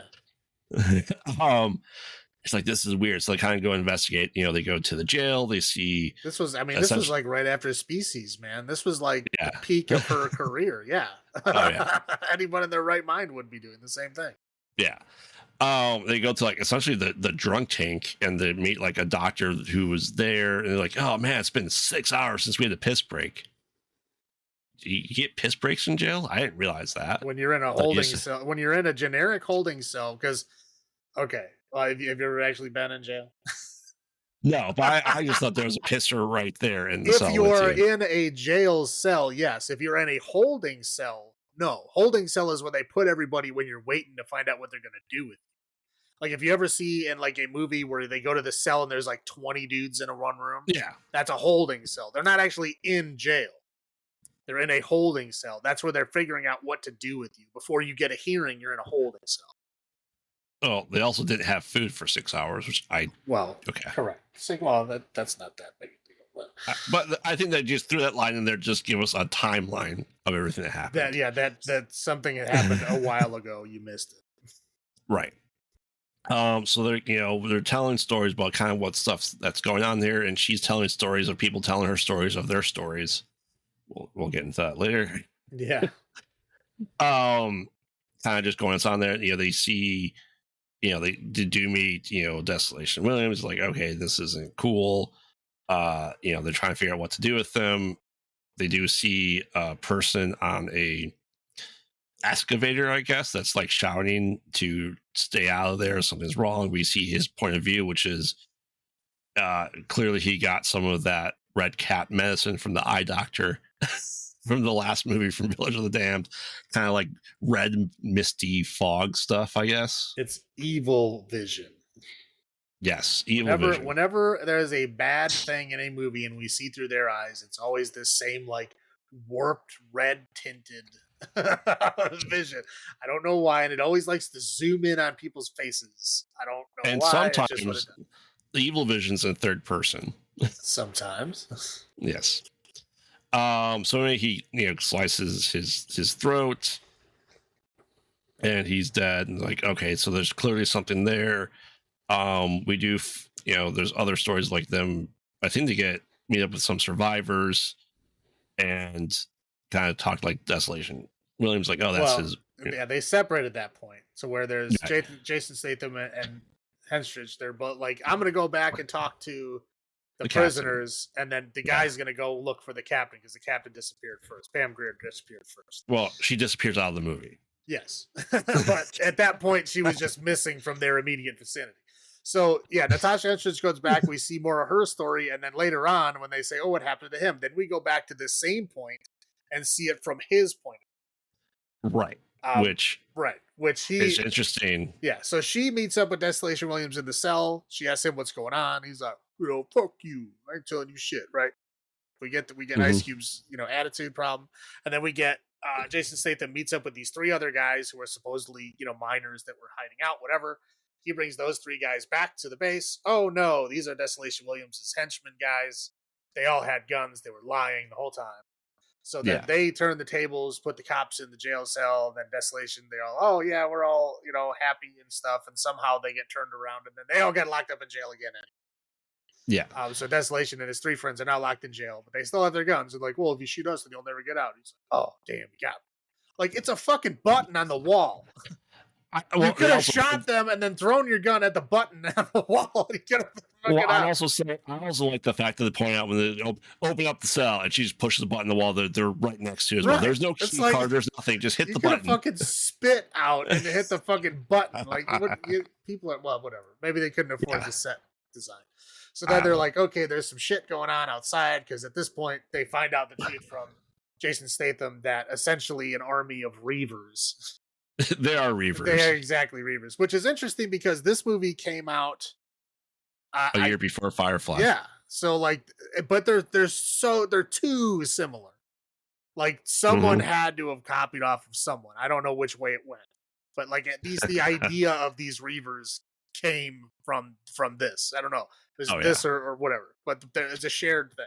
So anyway, so he comes back. There's fucking Reavers out there. We need everybody we can get. So they. Commander's dead. Her head's on a pike. Yes, she's dead. Poor Pam Grier, dead. So everybody's like, okay, so you guys all come out. Here's guns. Hey, you other guys that are stuck in the cell, here's guns. You're deputized, except for the guy who I thought was John Carpenter, but I don't think it was. Oh, the guy that was turning? No. Yeah, no, it looked like him when he was like, because he was like purposely not looking at the camera, and I was like, at first I was like, oh, it's James Cameron, but what? No, it was some other dude. So anyway, so it's essentially like at that point they're like trying to figure out how to because they're locked down, but the Reavers are coming, like they're laying siege to the building. Right, and they self-mutilate, and I also point that's very Event Horizon-esque too. Yeah. Well, but Event Horizon was like what 97. Yeah. So they probably got the similar idea. Whoever, because I'm sure it was a line, right? It was a line of these three things. I don't think it was a Venn diagram of somehow they crossed over. I think it was a line of like the idea from this became this. Oh, easily. Yeah, because like I was saying, like the way that the Reavers in this film and the way that they are in Firefly are so similar. Like the way that they literally like ingrain like metal in their face and shit. Oh yeah. And like they make like sculptures out of bodies and metal. Like it's too similar to be coincidence. Right. So then we get the guys changing, like, and then exposition dump, like, we opened the mine shaft to some ancient civilization and, ghosts. Well, yeah, some kind of, she doesn't explain it as ghosts. She says it's like, when there's like, like a pond in the desert and there's animals that live in this pond, right? But when the pond dries up, it's a desert. Like the pond might not come back for years. So they learn to live in dormancy until the water comes back and then they wake up again. Right. She explains that they're the same thing, only with whatever beings were on Mars. And then ancient race of people. Right. And Clea Duvall thinks she's being all hard and she kills the guy who was infected, which all it does is release the infection into the Natasha Henstridge. Yeah, and it picks her, she gets infected, they go, oh fuck, and they just throw her outside. Why didn't they throw the other guy outside? I don't know, but that's what they do with her. They don't decide to lock her in the cage, like which they should have done. No, they decide to leave her outside.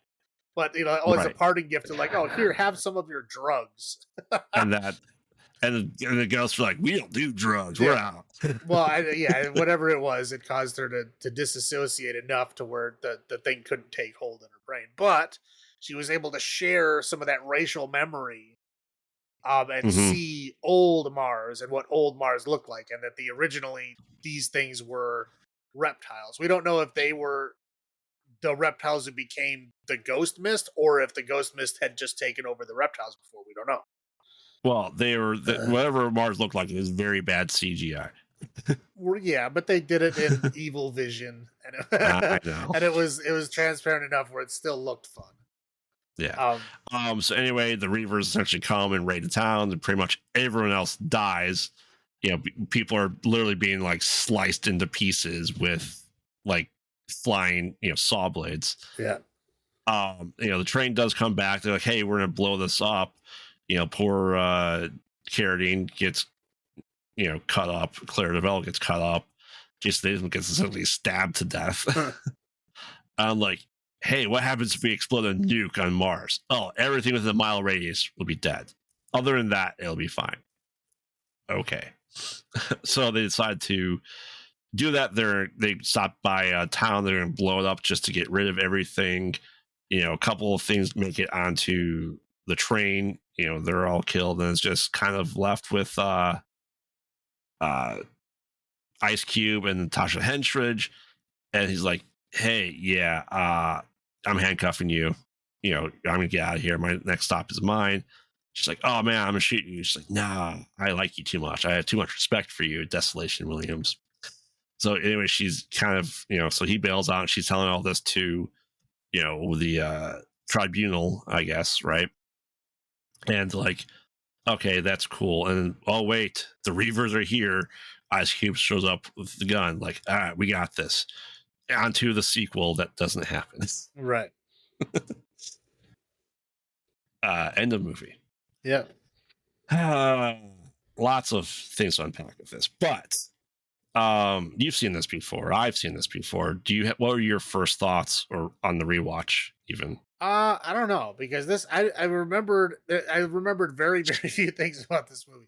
One, I remembered this is the movie after Vampires that he did. Yeah. So I remember I didn't watch it in theaters. I know that. Okay. I watched it on video some point later on. It was probably at least a couple of years before I watched it. But I remembered Ice Cube being in it. I remembered the red mist that would like infect people. And yeah, that's it. that's about all I got. That was about all I fucking remembered. I was like watching it. I'm like, I don't fucking remember any of this. Like, I don't remember shit. I don't remember none of this happening. So it was interesting. Like, I almost got to watch it fresh again, and it was pretty good. Yeah. I mean, I did enjoy it. I mean, it's cheesy as shit, but it's very cheesy in a fun way. I thought it was still fun. It was interesting seeing all these people that when I watched it, I didn't know who they were. Right. But now I do. So it's interesting with that knowledge, right? But yeah. I was trying to remember if I had watched Species at this time or not. I don't remember. I probably did. Easily. Because I think Species was very big. I'm pretty sure I would have watched it. By this point in time, Species 3 is probably. Yeah, I was gonna say, but it was very big, so I highly doubt I didn't see it. Right.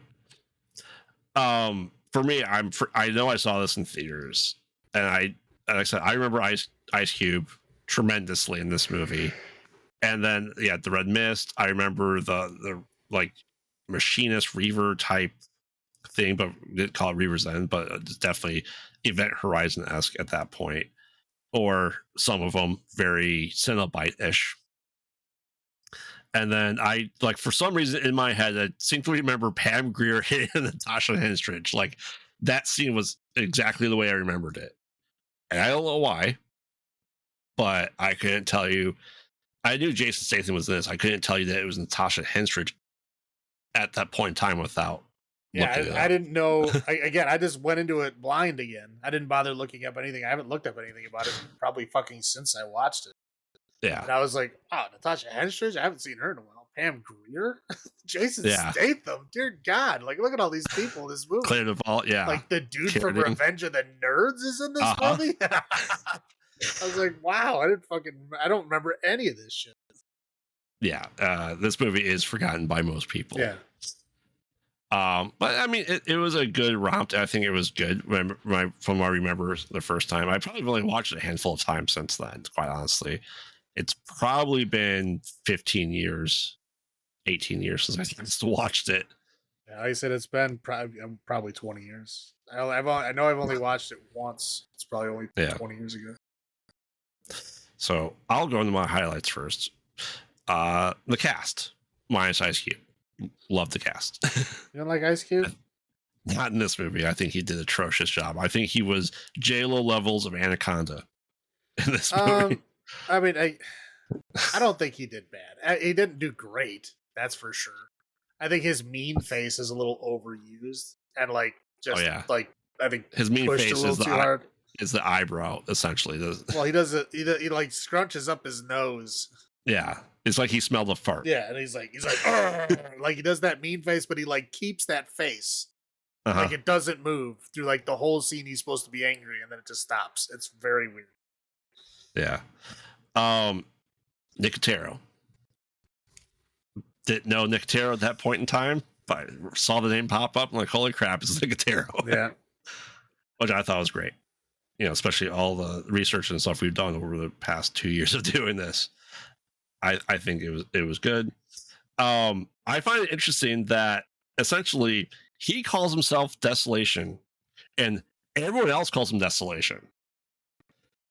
Like it's interesting that you use that nickname, and even the cops use it too. It's like they have a respect for him, but they don't. You know what I mean? Well, I mean, if that's the nickname that people go by, that's what they call him. Like his official file will have that as his name. Yeah. Like I said, the opening music, fantastic. Loved it. I think, you know, John Carpenter did a great scoring for the opening scene. This is, like I said, we said before, I'll say it again, very Event Horizon vibes. Very much so. Oh, Event Horizon was, I think, like a more psychological kind of like mystery for a while. Well, I mean that eventually becomes, you know, like a body horror film. And this one is it ends in the same place. But I think it starts as like a kind of almost generic action movie. Yeah, but body horror wise, it's very Event Horizon. Oh yeah, no, for sure. Yeah.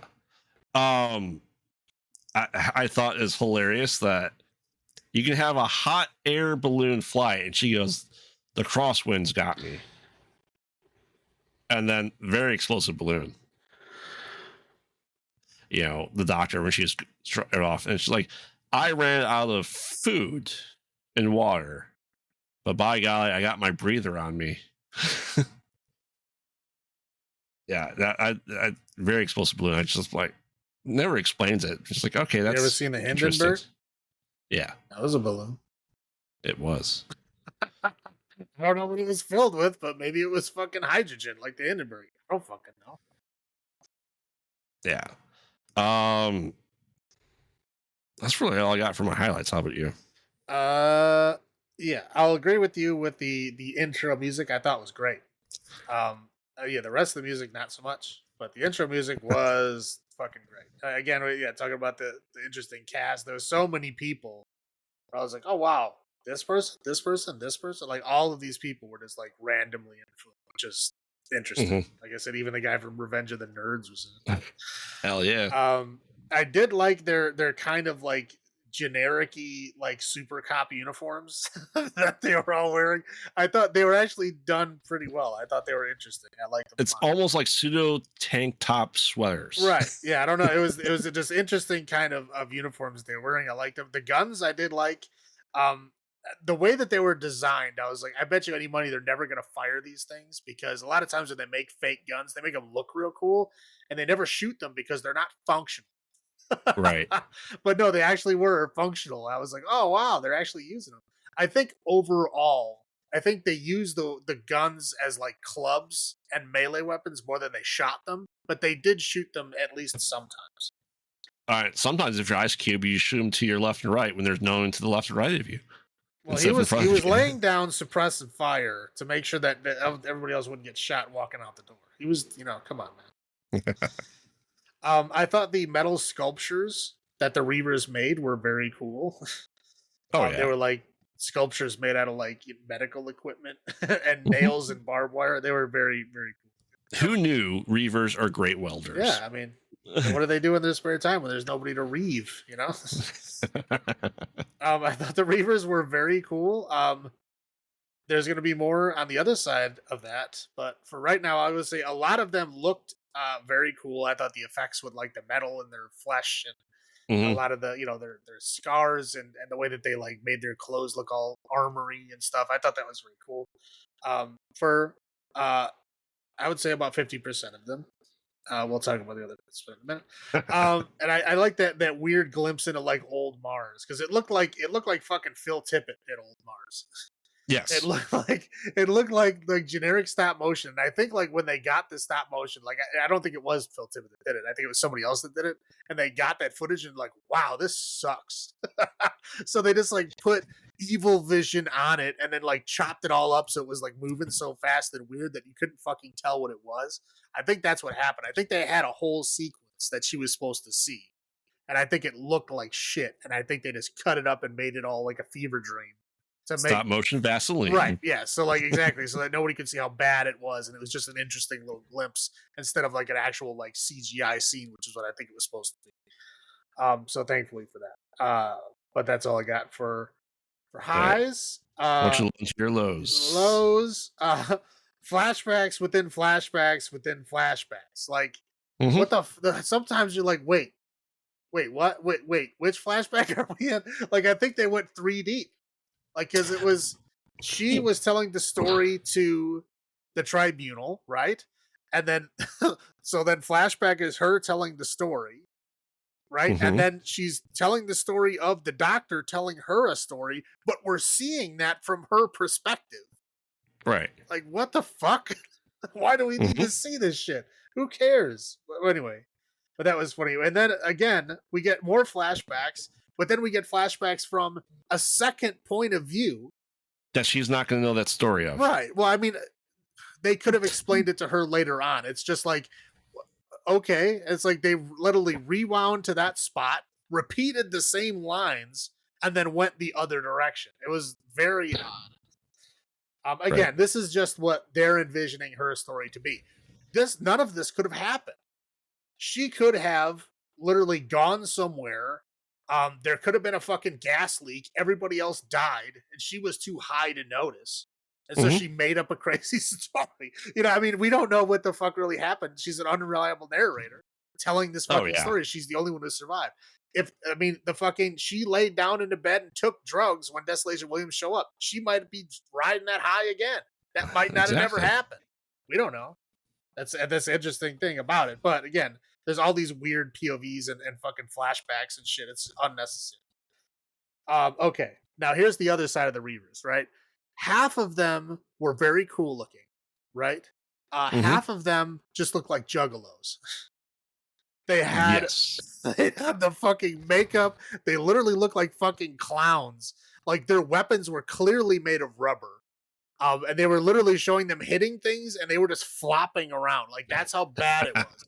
There was the scene where Ice Cube is holding the knife to Natasha Henstridge's neck, that you can very clearly see the knife is rubber because he actually slices her throat with it. Like as he's moving, and you can see the knife flop over because it's made of rubber, and so it doesn't actually cut anything. It was hilariously bad. Anyway, but yeah, Juggalo Reavers, very, very stupid. And the goddamn metal music that kept playing every time, like it would start, like they would open a door and the metal music would start. You're like, okay, I guess it's gonna be another action scene. It would just like it was on constantly. It's like anytime there's anything even remotely action oriented happening on screen, the metal music would start before it even like got there. Okay, here we go. But it was just over and over and over again, which I thought was excessive. But it's over now. But I'm done. That's all you got? All right. So I found it interesting how some people needed breathers, other people didn't. And here's how the breathers were forgotten about 5 minutes into the film. Yes. They're never mentioned again, nor does anyone need them. Right. Oh, we have to take this breather. We don't used to have to wear a full face mask. Cool. That's not how breathing works with that stuff. Like, you just take it when you need it. How often do you need to take it? Do you need more of it when you're heavily fighting? Like, what's going on there? Like, none of the prisoners had it. That's a normal thing. Like, if like, let's say you're climbing Mount Everest, you can breathe the air technically. But if you breathe it for too long, or if, like I said, some people's bodies can deal with it differently. Some people can handle it fine, like the Sherpas. Sherpas can run up there and no problems. They're just used to it. But like a normal person, they can't handle it. So they need to have like a can of regular air. That's the mix that they're used to, so they can breathe so that their body doesn't get too fucked up. That's basically what we don't know what they were breathing. They were breathing something from a tank. We don't know. Maybe it was extra oxygen. Maybe it was extra something else. We don't know what the terraforming of Mars is going through and what it has too much of or too little of that the human body needs.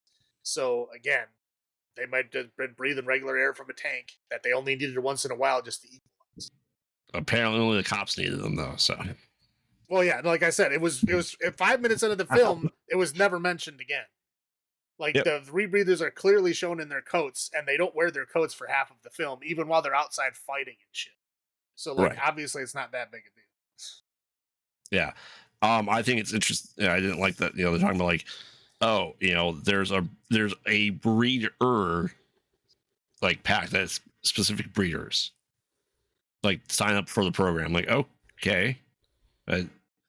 No, that was a thing, but there's just a way to it. I think they were trying to insinuate that in the future there's more gay people than straight people. Maybe. I think what was going on. And I think that was okay. They were just trying to keep their population up, so they were trying to have breeding programs.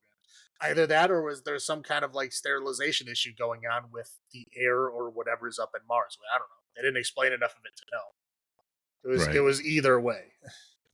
But like the way that Jason Statham was talking to her and talking about being a breeder, and he only said that after he saw Natasha Henstridge specifically say to Pam Grier that she was straight. Yeah, straight as they come. Then he started talking to her about, hey, we're both breeders, whatever. I think, again, that's why it's like he knew that she was straight and immediately started with that. He didn't know that she was fertile. That's why I was leaning more towards this is 150 years in the future. From here, from this point, it was 175 years in the future when it was made. Right. So I was thinking that they were saying maybe there's more, gay people or something on Earth that are not breeding, and they wanted to have a breeding thing to keep their population up or whatever. I don't know. That's just what I was thinking. They didn't talk enough about it to know the real answer, but. Well, they talk about the like very sci-fi things and lore that just go away. Yeah, for sure. Yeah, there was a whole lot of sci-fi things that came out in the first 10 minutes that were never mentioned or used again. Right. Yes, for sure. Say some hot water for me. I don't know if that's supposed to be comical to him. We had to hear that line more than once. And they also said there's no hot water here, so I don't know. They're just trying to be funny. Well, I need that. Yeah, I think it's probably because it's like a frontier town.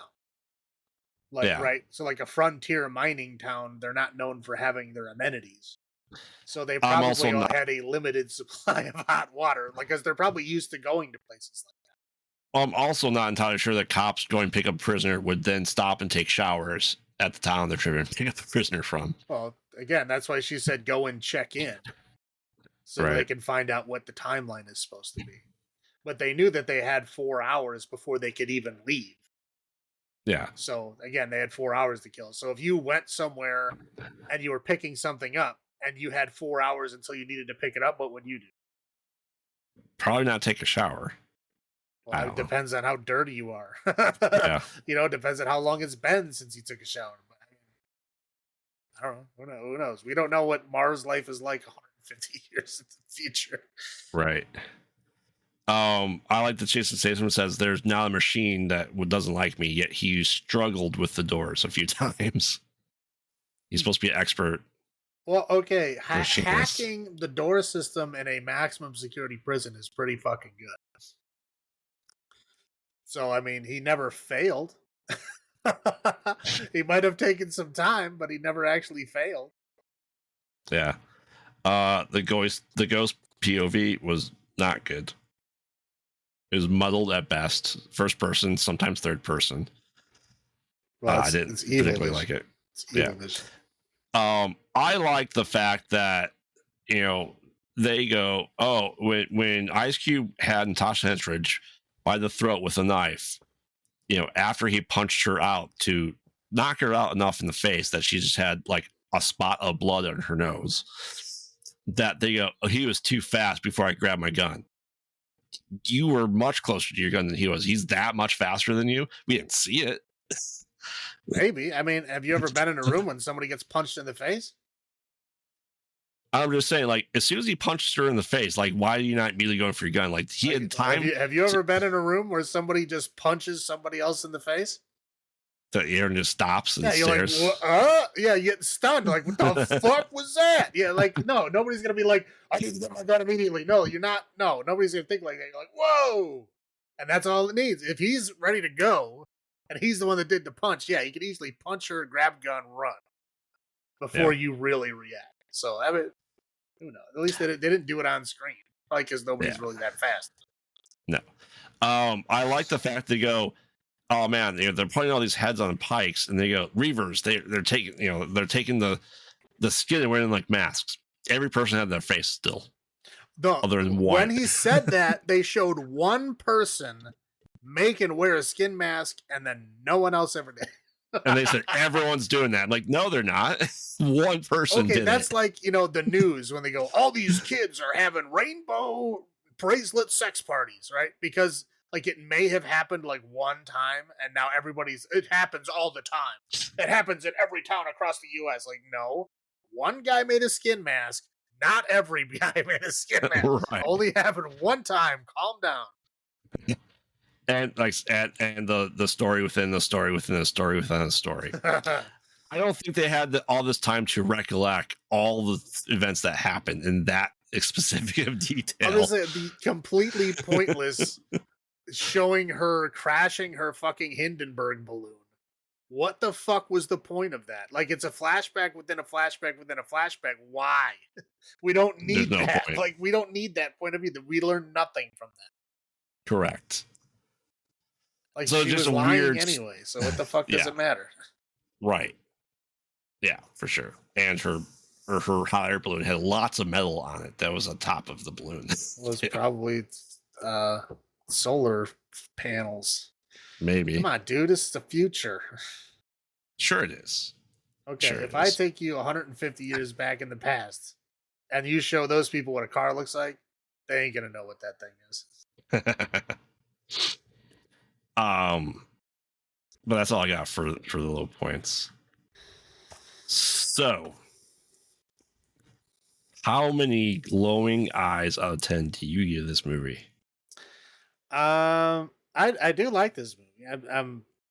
I probably would have watched it again if I remembered exactly what it was. And a lot of stuff happened around that time. I think there was a lot of other movies that overshadowed it at the time.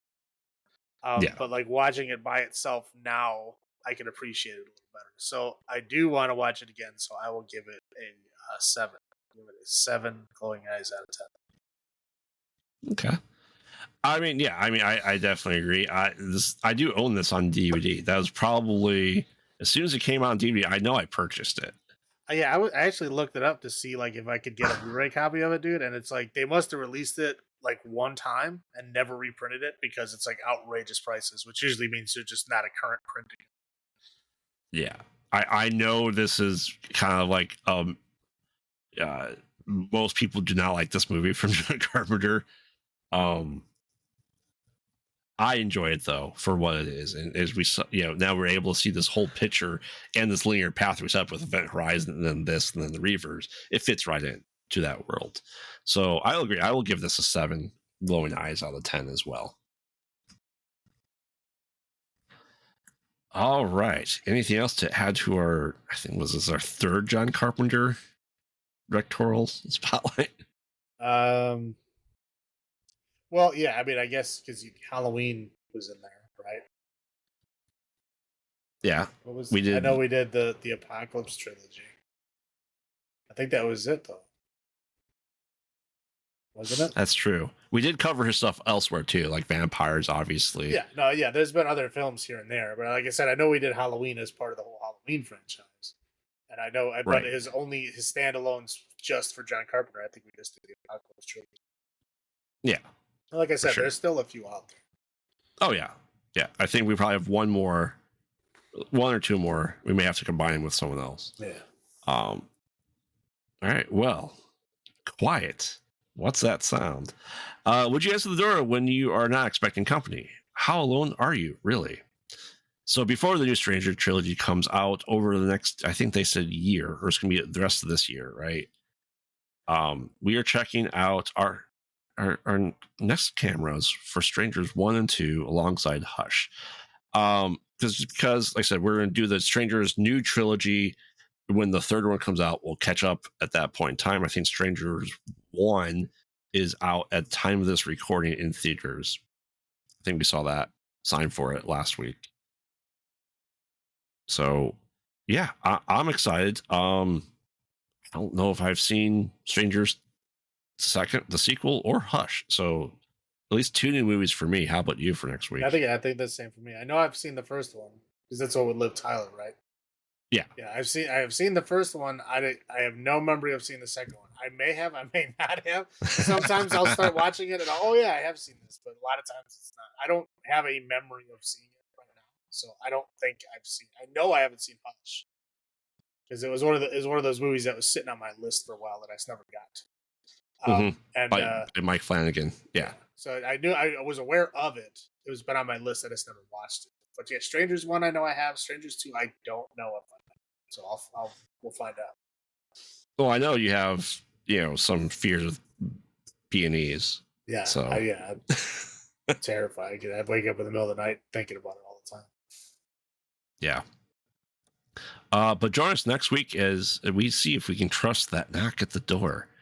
And remember, we watch bad movies, so you don't have to. And this has been Graveyard saying, have you checked on the children? This is Salem saying, long live the new flesh. Good night.